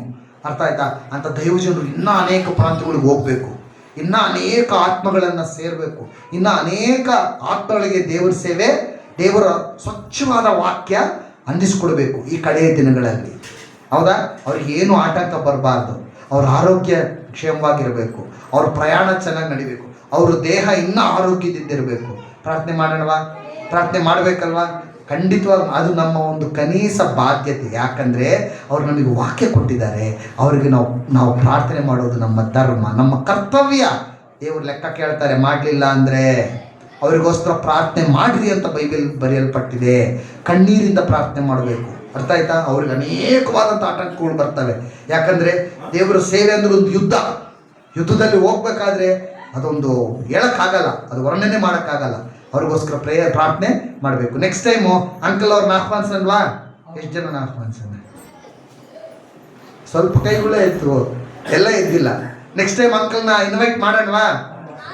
ಅಂಕಲ್ ನೆಕ್ಸ್ಟ್ ಟೈಮ್ ನೀವು ಬರಬೇಕು. ಈ ವಾಕ್ಯಗಳು ನಮಗೆ ಇನ್ನ ಒಳಗಿನ ಅನುಭವಗಳಿಗೆ ನಮ್ಮನ್ನು ತಗೊಂಡು ಹೋಗ್ಬೇಕನ್ನೋದು ನಮ್ಮ ಒಂದು ಚಿಕ್ಕ ಆಸೆ. ಸೊ ಈ ಸಂದರ್ಭದಲ್ಲಿ ಚಿಕ್ಕ ಸಭೆಗೆ ನೀವು ಬಂದು ವಾಕ್ಯ ಕೊಟ್ಟಿದ್ದು ನಮಗೆ ದೇವರ ಕೃಪೆಯಲ್ಲಿ ಬಹಳ ಸಂತೋಷಕರವಾದಂಥದ್ದು, ಆಧ್ಯಾತ್ಮಿಕವಾಗಿ ಬಹಳ ಬಲಪೂರ್ವಕವಾದಂತಹ ಅನುಭವ ಆಗಿದೆ. ಅದರಿಂದ ಸಭೆಯ ಪರವಾಗಿ, ಎಲ್ಲರ ಪರವಾಗಿ, ಕುಟುಂಬದ ಪರವಾಗಿ ಪ್ರತ್ಯೇಕವಾದಂತಹ ಕೃತಜ್ಞತೆಗಳು, ವಂದನೆಗಳನ್ನು ಸಲ್ಲಿಸುತ್ತಿದ್ದೇವೆ. ಅಂಕಲ್ ಬಂದು ನಮಗೋಸ್ಕರ ಪ್ರಾರ್ಥನೆ ಮಾಡ್ತಾರೆ. ಪ್ರಾರ್ಥನೆ ಮಾಡಿದ ನಂತರ ನಾವು ಮುಂದಿರುವ ಪ್ರೋಗ್ರಾಮಲ್ಲಿ ನಾವು ಕಂಟಿನ್ಯೂ ಆಗೋಣ. Josh Mathew uncle will come and pray for the congregation. 2 ದಿವಸ ನಿಮ್ಮ ಜೊತೆಯಲ್ಲಿದ್ದು ಕ್ರಿಸ್ತಿಯ ಅನ್ಯೋನ್ಯತೆಯನ್ನು ಅನುಭವಿಸುವುದಕ್ಕೂ ವಾಕ್ಯ ಬೋಧನೆ ಮಾಡುವುದಕ್ಕೂ ನನಗೆ ಅವಕಾಶ ಸಿಕ್ಕಿದ್ದರಲ್ಲಿ ನಾನು ದೇವರನ್ನು ಕೊಂಡಾಡುತ್ತೇನೆ. ಈ ಸಭೆಯನ್ನು ದೇವರ ಆಶೀರ್ವದಿಸಲಿ. ಕಳೆದ 25 ವರ್ಷಗಳು ಆತನು ಕಾಪಾಡುತ್ತಾ ನಡೆಸುತ್ತಾ ಬಂದಿದ್ದಾನೆ. ಇನ್ನು ಕರ್ತನ ಬರೋಣದವರೆಗೆ ನಂಬಿಗಸ್ತಿಕೆಯಿಂದ ಈ ಸಭೆ ಇಲ್ಲಿ ಉಳಿಯುವುದಕ್ಕೂ ಬೆಳೆಯುವುದಕ್ಕೂ ದೇವರು ಸಹಾಯ ಮಾಡಲಿ. ನಿಮ್ಮೆಲ್ಲರನ್ನು ದೇವರ ಆಶೀರ್ವದಿಸಲಿ. ಪ್ರಾರ್ಥನೆ ಮಾಡೋಣ. ಅತ್ಯುನ್ನತನೂ ಮಹೋನ್ನತನೂ ಆದ ನಮ್ಮ ಪರಲೋಕದ ತಂದೆಯಾದ ದೇವರೇ, ನಿನ್ನ ಪರಿಶುದ್ಧವಾದ ನಾಮಕ್ಕೆ ನಾವು ಸ್ತುತಿ ಸ್ತೋತ್ರಗಳನ್ನು ಸಲ್ಲಿಸುತ್ತಾ ನಿನ್ನ ಪಾದಪೀಠಗಳಿಗೆ ಮತ್ತೊಮ್ಮೆ ನಾವು ಕೃತಜ್ಞತೆಯಿಂದ ಬರುವವರಾಗಿದ್ದೇವೆ ಸ್ವಾಮಿ. ಹೊಗಳಿಕೊಳ್ಳುವುದಕ್ಕೂ ಹೆಚ್ಚಳ ಪಡುವುದಕ್ಕೂ ನಮ್ಮಲ್ಲಿ ಏನೂ ಇಲ್ಲ ಕರ್ತನೆ. ಇಲ್ಲಿಯವರೆಗೆ ಹೋಗನು ನಮ್ಮನ್ನು ನಡೆಸಿದನೆಂಬುದು ಮಾತ್ರವೇ ಕರ್ತನೆ ನಮ್ಮ ಗಾದೆಯಾಗಿದೆ, ನಮ್ಮ ಹಾಡಾಗಿದೆ ಸ್ವಾಮಿ. ನಿನ್ನೆಲ್ಲ ಕೃಪೆಗಳಿಗಾಗಿ ಸ್ತೋತ್ರ. ಇಲ್ಲಿರುವಂತಹ ಈ ಗಿಲ್ಗಾಲ್ ಸಭೆಗೋಸ್ಕರ ನಾವು ನಿನ್ನನ್ನು ಕೊಂಡಾಡುತ್ತಿದ್ದೇವೆ. ಈ ಸಭೆಯು ಪ್ರಾರಂಭವಾದ ದಿವಸದಿಂದ ಈವರೆಗೆ ಕರ್ತನೆ, ಕಳೆದ 25 ವರ್ಷಗಳಲ್ಲಿ ವಿಶೇಷವಾದಂಥ ರೀತಿಯಲ್ಲಿ ಕರ್ತನೆ ನೀನು ಎಲ್ಲ ಆಶೀರ್ವಾದಗಳನ್ನು ಕೊಟ್ಟು ಈ ಸಭೆಯನ್ನು ಉಳಿಸುತ್ತಾ ಬೆಳೆಸುತ್ತಾ ನಡೆಸುತ್ತಾ ಬಂದ ನಿನ್ನ ಕೃಪೆಗಳಿಗಾಗಿ ನಾವು ನಿನ್ನನ್ನು ಕೊಂಡಾಡುವರಾಗಿದ್ದೇವೆ ಸ್ವಾಮಿ. ಎಲ್ಲ ರೀತಿಯಲ್ಲಿಯೂ ಆಶೀರ್ವದಿಸಲ್ಪಟ್ಟ ಸಭೆಯಾಗಿ ಈ ಪ್ರದೇಶದಲ್ಲಿ ನಿನಗೆ ಯೋಗ್ಯವಾದ ಸಾಕ್ಷಿಯಾಗಿ ಈ ಸಭೆಯು ನೆಲೆಗೊಳ್ಳುವಂತೆ ನೀನು ಕೃಪೆ ಮಾಡಬೇಕೆಂಬುದಾಗಿ ಬೇಡಿಕೊಳ್ಳುತ್ತಿದ್ದೇವೆ. ಈ ಸಭೆಗೆ ನಾಯಕತ್ವ ಕೊಡುತ್ತಿರುವಂತಹ ನಮ್ಮ ಎಲ್ಲಾ ಪ್ರಿಯ ಸಹೋದರರನ್ನು ಕುಟುಂಬಗಳನ್ನು ನಾವು ನೆನೆಸುವರಾಗಿದ್ದೇವೆ. ಆಶೀರ್ವದಿಸು ಸ್ವಾಮಿ. ಈ ಸಭೆಯ ಸದಸ್ಯರಾಗಿರುವಂತಹ ಎಲ್ಲಾ ಸಹೋದರ ಸಹೋದರಿಯರನ್ನು ನಿನ್ನ ದಿವ್ಯ ಹಸ್ತಗಳಿಗೆ ನಾವು ಒಪ್ಪಿಸಿಕೊಡುತ್ತಿದ್ದೇವೆ ಕರ್ತನೆ. ಅವರು ನಿನ್ನಲ್ಲಿ ಕರ್ತನೆ ಧೈರ್ಯಗೊಂಡು ಅವರ ನೆಲೆ ನಿಂತು ಸ್ವಾಮಿ ಕ್ರಿಸ್ತನ ಬರೋಣಕ್ಕೋಸ್ಕರ ತಮ್ಮನ್ನೇ ಸಿದ್ಧ ಮಾಡುವುದಕ್ಕೆ ನೀನು ಕೃಪೆ ಕೊಡಬೇಕೆಂಬುದಾಗಿ ನಾವು ನಿನ್ನೊಡನೆ ಬೇಡಿಕೊಳ್ಳುವರಾಗಿದ್ದೇವೆ ಸ್ವಾಮಿ. ಮುಂದಿನ ದಿವಸಗಳಲ್ಲಿ ಕರ್ತನೆ ಸಭೆಯಾಗಿ ಅವರು ಹಾಕಿಕೊಂಡಿರುವ ಎಲ್ಲಾ ಯೋಜನೆಗಳು ಕರ್ತನೆ ನಿನ್ನ ನಾಮದ ಘನತೆಗಾಗಿ ಪೂರ್ಣಗೊಳ್ಳುವಂತೆ ನೀನು ಸಹಾಯ ಮಾಡಬೇಕೆಂಬುದಾಗಿ ನಾವು ನಿನ್ನೊಡನೆ ಬೇಡಿಕೊಳ್ಳುವರಾಗಿದ್ದೇವೆ ಸ್ವಾಮಿ. ವಿಶೇಷವಾಗಿ ಕಳೆದ 2 ದಿವಸಗಳು ನಿನ್ನ ಸೇವಕರಾದ ನಮ್ಮಲ್ಲಿ ಅನೇಕರು ಕರ್ತನೆ ಇಲ್ಲಿ ಬಂದು ವಿವಿಧ ರೀತಿಯಲ್ಲಿ ವಾಕ್ಯವನ್ನು ಘೋಷಿಸುವುದಕ್ಕೆ ಕೃಪೆ ಕೊಟ್ಟಿದ್ದೆ ಸ್ವಾಮಿ. ಬಿತ್ತಲ್ಪಟ್ಟ ವಾಕ್ಯಗಳು ಜನರ ಹೃದಯದಲ್ಲಿ ಕೆಲಸ ಮಾಡುವುದಕ್ಕೂ ಅದು ಅವರ ಆತ್ಮಿಕ ಅಭಿವೃದ್ಧಿಗೆ ಕಾರಣವಾಗುವುದಕ್ಕೂ ನಿನ್ನ ಕೃಪೆ ಕೊಡಬೇಕೆಂಬುದಾಗಿ ಬೇಡಿಕೊಳ್ಳುತ್ತಿದ್ದೇವೆ. ಈ ಕರ್ತನ ದಿವಸದಲ್ಲಿ ನಾವು ಒಟ್ಟಿಗೆ ಸೇರಿ ನಮ್ಮ ಕರ್ತನನ್ನು ಧ್ಯಾನಿಸುವುದಕ್ಕೂ ನೆನೆಸುವುದಕ್ಕೂ ಆರಾಧಿಸುವುದಕ್ಕೂ ಆಮೇಲೆ ನಿನ್ನ ವಾಕ್ಯದ ಬಳಿಯಲ್ಲಿ ಕೂತುಕೊಳ್ಳುವುದಕ್ಕೂ ಕೊಟ್ಟ ಸಮಯಕ್ಕಾಗಿ ಸ್ತೋತ್ರ ಸ್ವಾಮಿ. ಇದೆಲ್ಲವೂ ನಿನ್ನ ನಾಮದ ಮಹಿಮೆಗಾಗಿ ನಾವು ಅರ್ಪಿಸುತ್ತಿದ್ದೇವೆ ಸ್ವಾಮಿ. ಈಗಲೂ ಕೊಟ್ಟಂತ ಈ ಸಂದರ್ಭಕ್ಕಾಗಿ ಸ್ತೋತ್ರ ಸ್ವಾಮಿ. ಇನ್ನು ನಾವು ಲೋಕದ ಯಾವ ಕಡೆಯಲ್ಲಿದ್ದರೂ ಒಬ್ಬರನ್ನೊಬ್ಬರು ನೆನೆಸುವವರು, ಒಬ್ಬರಿಗೋಸ್ಕರ ಒಬ್ಬರು ಪ್ರಾರ್ಥಿಸುವವರು ಆಗಿದ್ದುಕೊಂಡು ನಿನ್ನ ಬರೋಣಕ್ಕೋಸ್ಕರ ನಮ್ಮನ್ನೇ ಸಿದ್ಧ ಮಾಡುವುದಕ್ಕೆ ನಮಗೆ ಸಹಾಯ ಮಾಡು. ಈ ದಿವಸದಲ್ಲಿಯೂ ಕರ್ತನೆ ಇನ್ನು ಮುಂದುವರಿಲಿಕ್ಕಿರುವ ಎಲ್ಲಾ ಕಾರ್ಯಕ್ರಮಗಳನ್ನು ಆಶೀರ್ವದಿಸು. ಎಲ್ಲಾ ವಿಷಯದಲ್ಲಿಯೂ ಘನ ಮಾನ ಮಹಿಮೆಯನ್ನು ನೀನೇ ಹೊಂದು ಸ್ವಾಮಿ. ನಮ್ಮ ಎಲ್ಲಾ ವಿಜ್ಞಾಪನೆಗಳನ್ನು ನಮಗೋಸ್ಕರ ಪ್ರಾಣ ಕೊಟ್ಟ ನಮ್ಮ ಕರ್ತನಾದ ಯೇಸು ಕ್ರಿಸ್ತನ ಅತ್ಯಮೂಲ್ಯವಾದ ನಾಮದಲ್ಲಿ ನಾವು ಬೇಡಿಕೊಳ್ಳುತ್ತಿದ್ದೇವೆ ನಮ್ಮ ತಂದೆಯೇ. ಆಮೇನ್ ಆಮೇನ್.